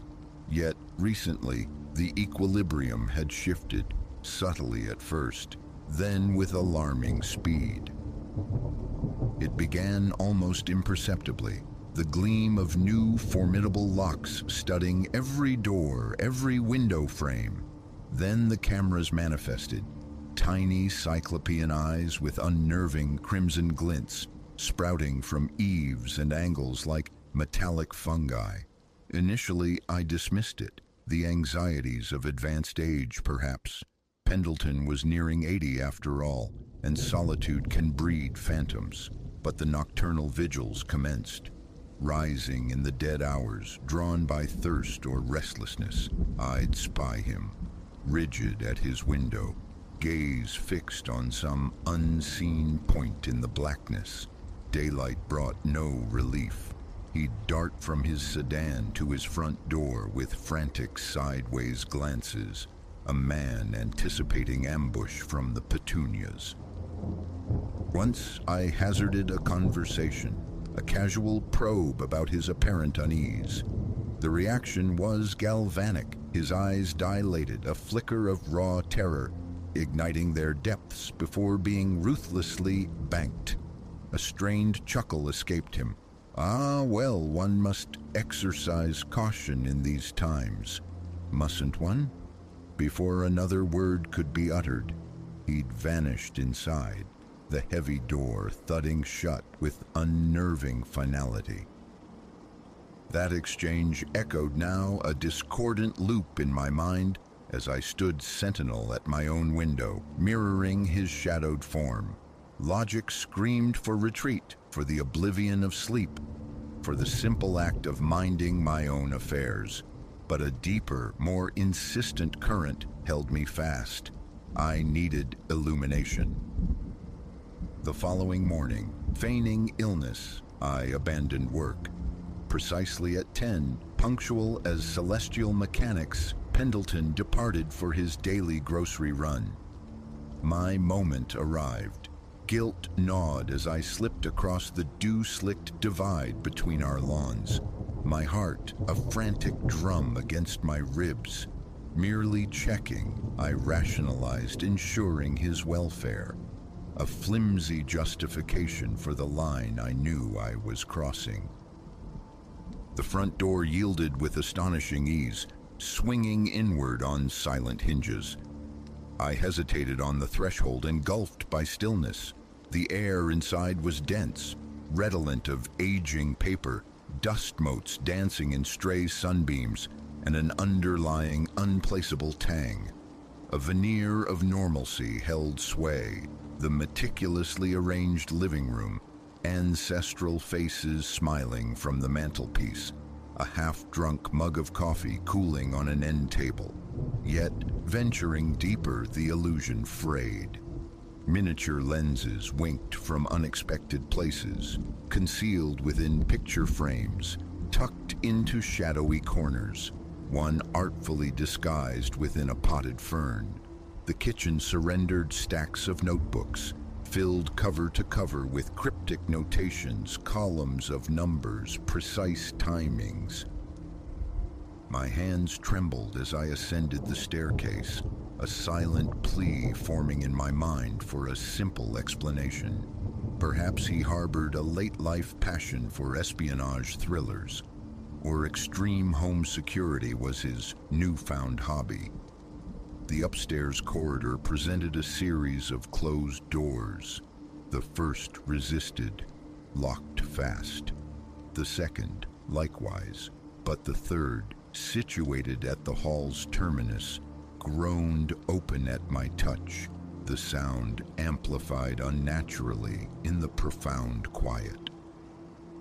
I stepped inside and froze, breath catching in my throat. Darkness reigned, punctuated only by the cold electronic radiance of myriad computer monitors. Dozens upon dozens, they cast an eerie glow, each screen displaying a distinct vista, our street viewed from multiple angles, the intimate interiors of neighboring houses, glimpses into local shops.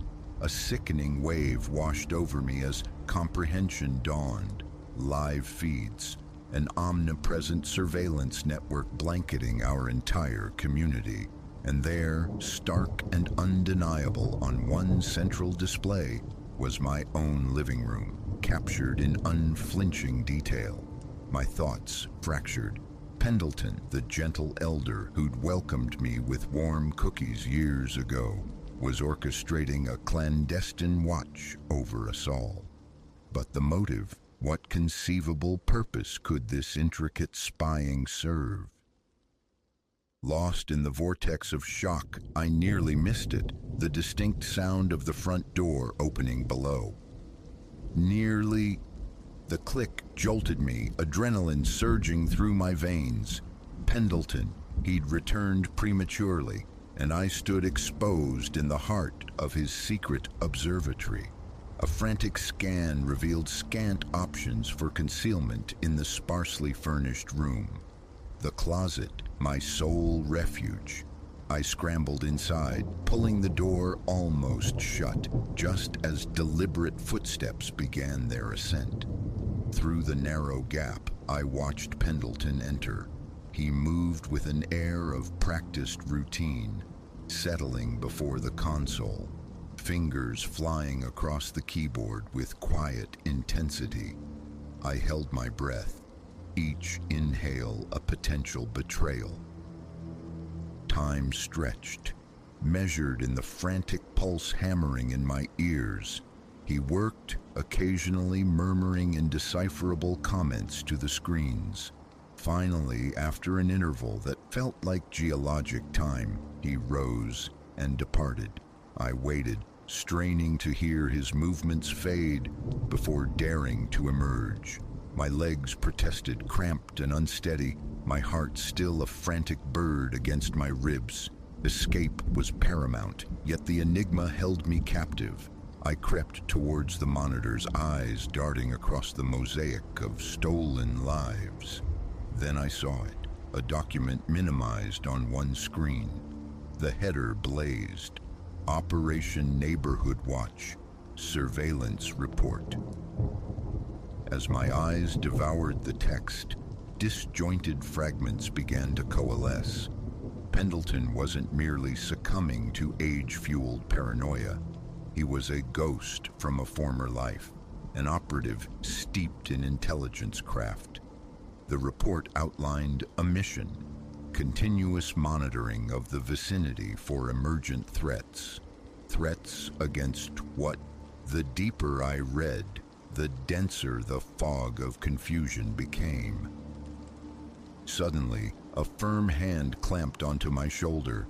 I spun, gasping, to find Pendleton directly behind me, his gaze transformed, now glacial and unyielding.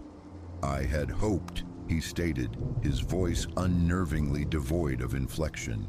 "It wouldn't require this. I've always found you agreeable, you understand. But curiosity left unchecked breeds peril."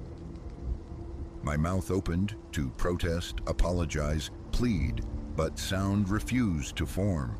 Pendleton emitted a profound sigh. "An explanation is owed, I suppose," he conceded, gesturing towards the chair before the console. "Be warned, however, once this knowledge is yours, retreat is impossible." For a fleeting instant, flight seemed plausible. But where? And who would credit such a fantastical tale? Slowly, compelled by a force beyond reason, I sank into the seat, my gaze locked onto his inscrutable face. He began to speak, and as the narrative unfolded, layer by astonishing layer, the very foundations of my perceived reality shifted and cracked. Pendleton wasn't just watching our neighborhood, he was its appointed guardian. Protecting it? Yes. From forces, entities, dangers that defied conventional understanding. Our tranquil suburban enclave, it transpired, rested atop something of immense value, something intrinsically hazardous. A secret, powerful factions would commit atrocities to possess. Pendleton's lifelong charge had been to ensure its continued concealment, to preserve the fragile peace overlying profound depths. But why reveal this to me? I managed, my voice a rough whisper when he finally paused. Why not simply eliminate the complication? A flicker of something akin to warmth softened Pendleton's features.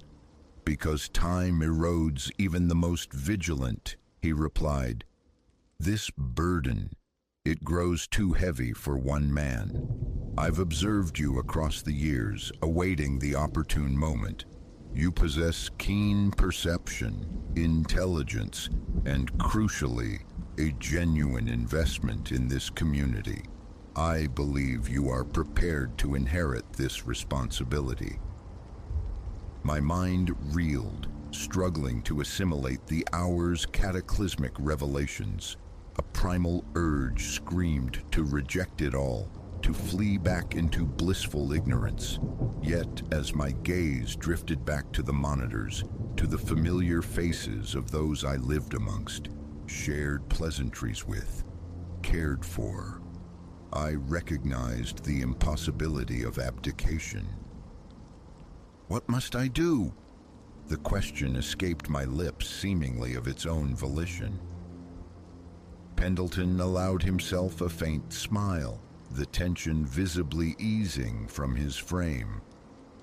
Firstly, he declared, your home security requires significant enhancement. You'll find yourself needing considerably more cameras. Leaving Arthur Pendleton's house that afternoon, the familiar sunlight seemed attenuated, the world cast in slightly darker hues. Yet, intertwined with the dread, was an unfamiliar sensation, purpose.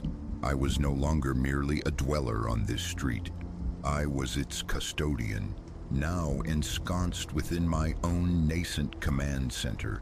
Bathed in the cool cathode glow, I maintain the vigil, safeguarding our shared perilous secret. Occasionally, on a flickering screen, I catch a reflection of my former self. Untroubled, oblivious to the currents swirling beneath the placid surface of our lives. A pang of nostalgia for that lost innocence sometimes surfaces, but predominantly, gratitude prevails. Gratitude for the terrible truth.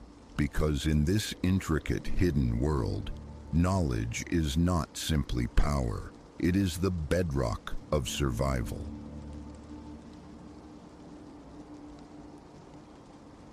The instant my feet met the earth beside the car, a constriction seized my chest. The air hung thick, saturated, redolent of aged timber and the deep, damp decay of fallen leaves. Perched precariously at the lip of a steep trail, my friend's cabin huddled beneath sentinel pines, their needles near black against the fading bruise of the late afternoon sky. Above us, the mountain's peak vanished into slow, swirling vortices of fog. Relaxation, I reminded myself, the purpose of this journey. Yet my stomach roiled. Fatigue from the long drive, I rationalized, though an undeniable disquiet emanated from that looming massif. Silas, my host, materialized beside me, a hearty clap landing on my shoulder. "Get inside," he urged, his voice cheerful against the encroaching gloom, "before this mist swallows us whole." Wordlessly, I followed him onto the narrow porch, its ancient planks groaning a weary protest beneath our weight. The interior was compact, bordering on claustrophobic. A small living area bled into a tiny kitchen, flanked by a single bathroom and 2 sleeping quarters. Silas declared he'd been escaping here most weekends, extolling the virtues of the view, the profound clarity found in its utter isolation. My gaze drifted over dust-laden shelves, traced the hesitant flicker of the overhead bulb, lingered on the heavy, drawn curtains. A staleness permeated everything. Still, I forced a mask of casual ease. We deposited my duffel in the spare room, then settled at a scuffed table for a simple meal. Through the window panes, I observed a film of condensation, odd given the moderate temperature. "The fog here," Silas explained nonchalantly. "It seeps into every fissure, nothing to fret about." Later, retreating to my room, I anticipated blessed oblivion. Sleep, however, proved elusive. Outside, the wind had gathered voice, a sibilant rush through the high pines. My window, cracked just an inch, admitted a chill draft that brushed my face like cold breath. The cabin itself seemed to sigh and settle with each gust, a rhythmic pattern of creak, pause, groan, pause. I lay staring into the darkness above, consciously attempting to regulate my breathing. Near midnight, exhaustion finally claimed me, my eyelids' leaden weights descending. How long I slept remains unknown. Consciousness returned with a jolt, precipitated by a peculiar coldness tracing my cheeks. An ethereal white vapor, unnervingly tangible, drifted within the confines of the room. I sat bolt upright, blinking furiously, struggling to orient myself. And then I saw it, a presence beside my bed. My heart hammered against my ribs, my mouth turned to dust. A figure, motionless, a strangled gasp lodged in my throat, paralysis rooting me to the spot. The shape was tenebrous, yet I could discern the unmistakable outline of shoulders, a head, arms held rigidly at its sides. It stood sentinel still. A scream clawed its way up, dying soundlessly. Tremors racked my hands, cold sweat blooming on my brow despite the room's glacial air. Fumbling blindly for the bedside lamp, my fingers finally found the switch. Light flooded the small space. In that searing instant, the shape dissolved. The mist lingered, swirling faintly, but the visitor was gone. Perched on the mattress edge, I rubbed my eyes, the frantic pulse in my temples echoing the frantic beat in my chest. A trick of the light, I insisted internally, a hypnagogic hallucination. Perhaps the altitude, the humidity, some unfamiliar atmospheric pressure conjuring phantoms. Forcing myself prone again, I pulled the thin blanket to my chin, eyes scanning the shadowed corners until the first gray hints of dawn softened the window. Over breakfast, I ventured the question, had Silas ever witnessed anything unusual in the cabin during the night? He laughed, a dismissive shake of his head accompanying the sound. "It's all in your head," he declared smoothly, citing altitude sickness, dehydration, the fog's notorious capacity for optical illusions. I offered no argument, though a persistent tremor lingered in my hands, my mouth still parched with residual fear. Silas pressed a bottle of water on me, suggesting a brief hike to clear my thoughts. Thinking the crisp air might indeed dispel the lingering unease, I agreed. We embarked on a slender trail meandering through the pines, our footfalls muffled by a thick carpet of fallen needles. Fog drifted in capricious patches, sometimes swirling low about our ankles, then lifting into the dense canopy. I tried anchoring myself to the physical act of walking, the pressure of my boots on the yielding earth, the nascent burn in my calf muscles, the brittle snap of twigs underfoot. The wind persisted, its gusts animating the mist into unpredictable patterns. Silas moved with an easy familiarity, seemingly unperturbed, but each glance upward toward the churning gray ceiling above the trees tightened that knot of pressure in my chest. After perhaps an hour's trek, the path widened into a small clearing, a vantage point reputed for its breathtaking panorama. Today, however, offered only shifting, featureless layers of white. It felt like standing at the precipice of oblivion. The wind howled, a raw, elemental sound, yet visibility was reduced to mere feet. "Best head back," Silas announced, adding with forced levity, "No spectacular vistas in this soup." I nodded, distracted. A faint susurrus had reached my ears, like distant, murmuring voices. Straining to listen, I tried to pinpoint the source. It seemed to emanate from the depths of the fog, ubiquitous, surrounding us. Too indistinct for words, yet undeniably human.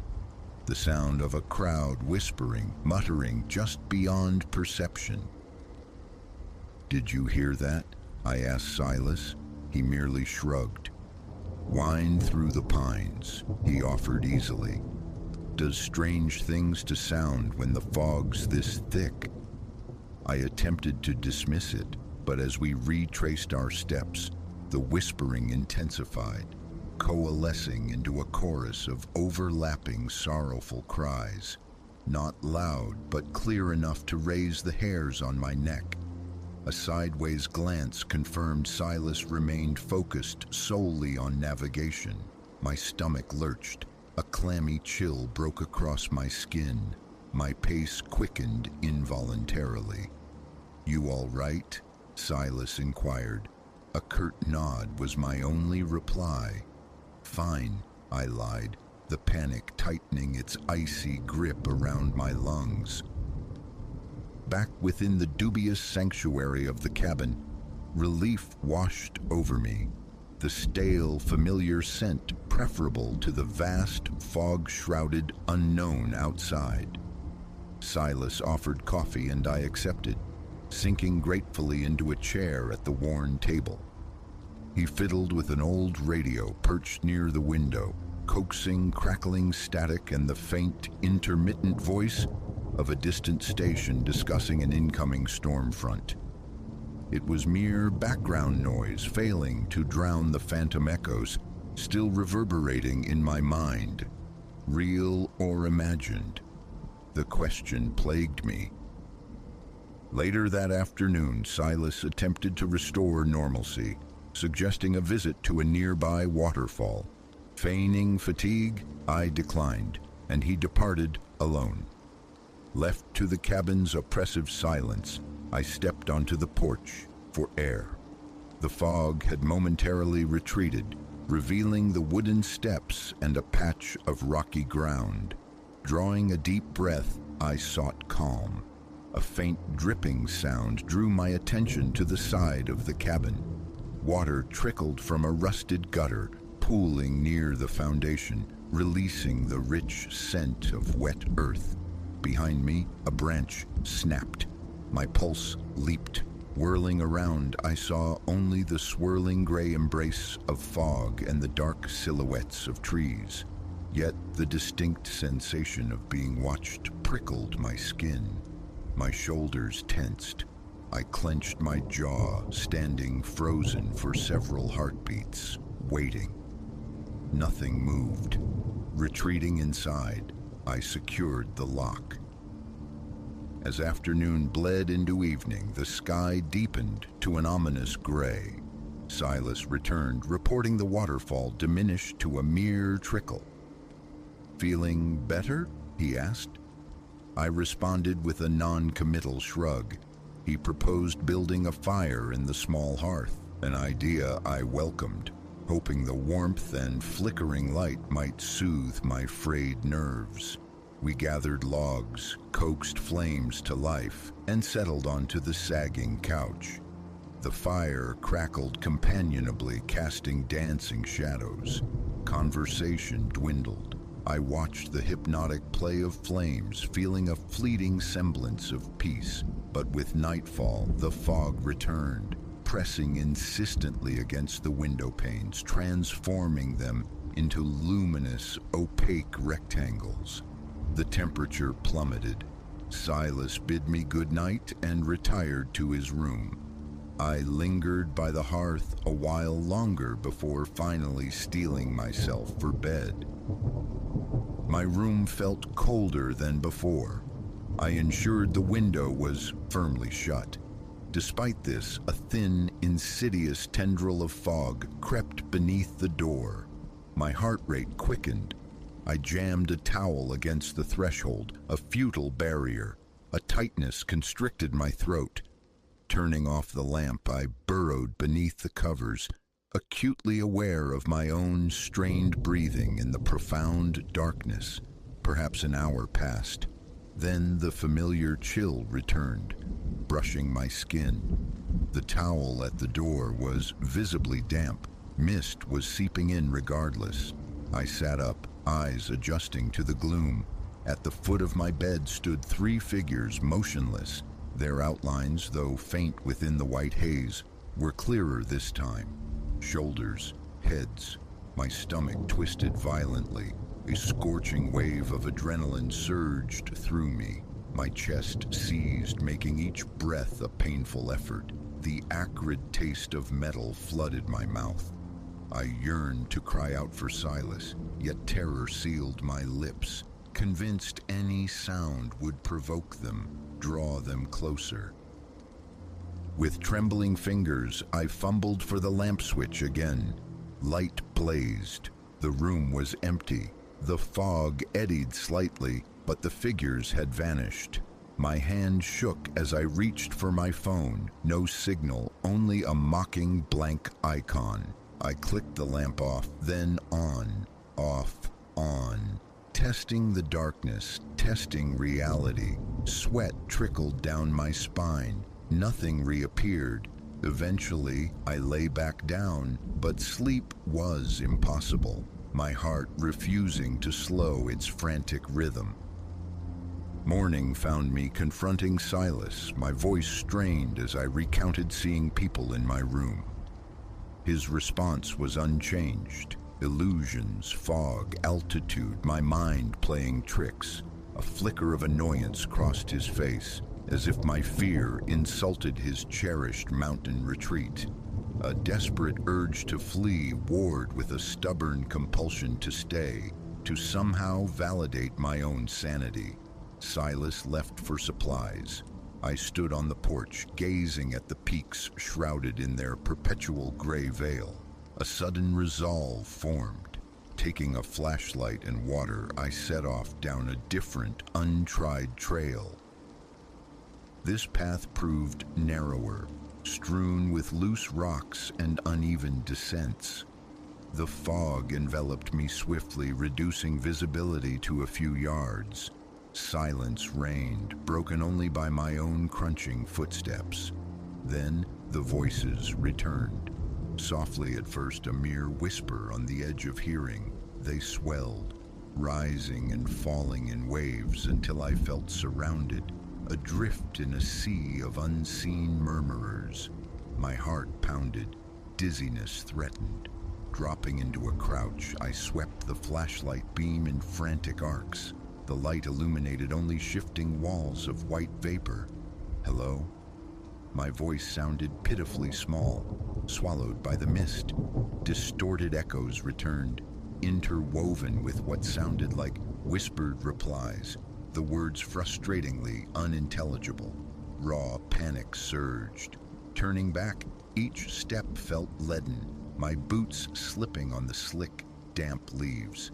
The wind intensified and the voices seemed to rise with it, a mournful chorus swirling around me. Hands trembling, I kept the flashlight beam fixed on the treacherous ground ahead. Stumbling back into the cabin felt like reaching ashore after drowning. I slammed the door, bolting it, pacing the small living room with ragged breaths. My clothes clung damply. A deep chill had settled in my bones. Silas returned an hour later, laden with groceries. I recounted my experience on the trail. Concern flickered in his eyes, quickly masked by his usual dismissiveness. Altitude, cold, illusions, rest. The familiar litany. Defeated, I resigned myself to one final night. Departure would come with the dawn.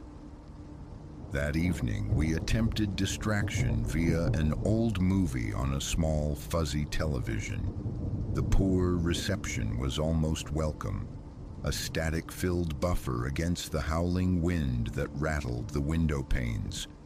Around 10, Silas retreated to bed. I remained, staring numbly at the flickering screen until my eyelids grew heavy. Entering my bedroom, I saw the floor near the door was damp once more, the musty odor of wet fabric sharp in the air.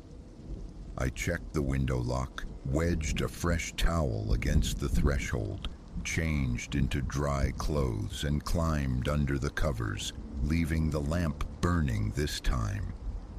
I focused on steadying my breath, my eyes burning with exhaustion.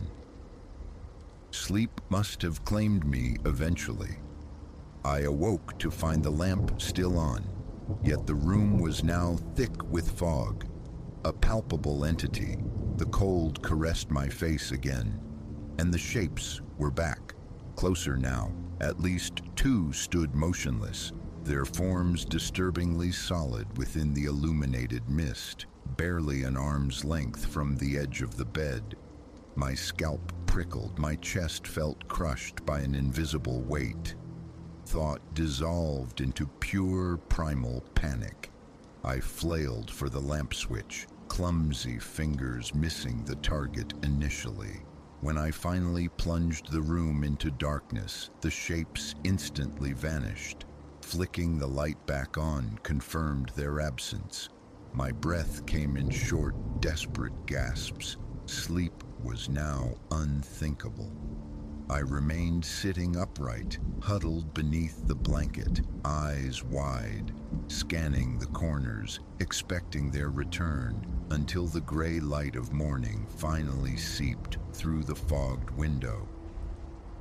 By dawn, my eyes were bloodshot, my limbs trembling with fatigue and adrenaline's aftermath. "I'm leaving," I told Silas, my voice flat. He attempted persuasion, suggesting one more night might break the spell, but the cabin's oppressive atmosphere had become unbearable.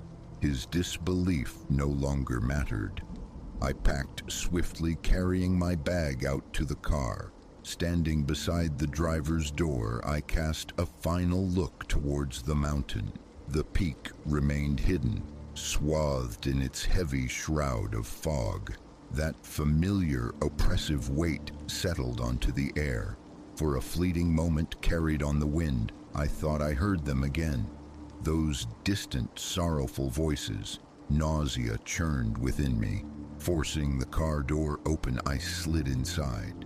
Silas offered a hesitant wave from the porch. The engine turned over. One last glance at the cabin, a dark shape against the gray pines, and I pulled away. As I navigated the rough descent, a gradual loosening occurred within me.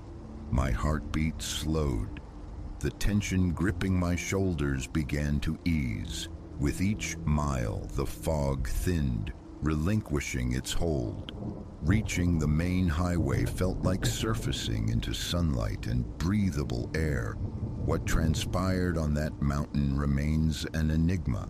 Silas would call it hallucination, a product of altitude and isolation, perhaps. But the place hadn't felt empty. It felt aware, watchful, its presence a palpable weight during every moment of my stay. I harbor no desire to return. Even now, the memory of those silent, watching figures sends an icy shiver down my spine. Some places are best left undisturbed, their secrets kept at a permanent safe distance.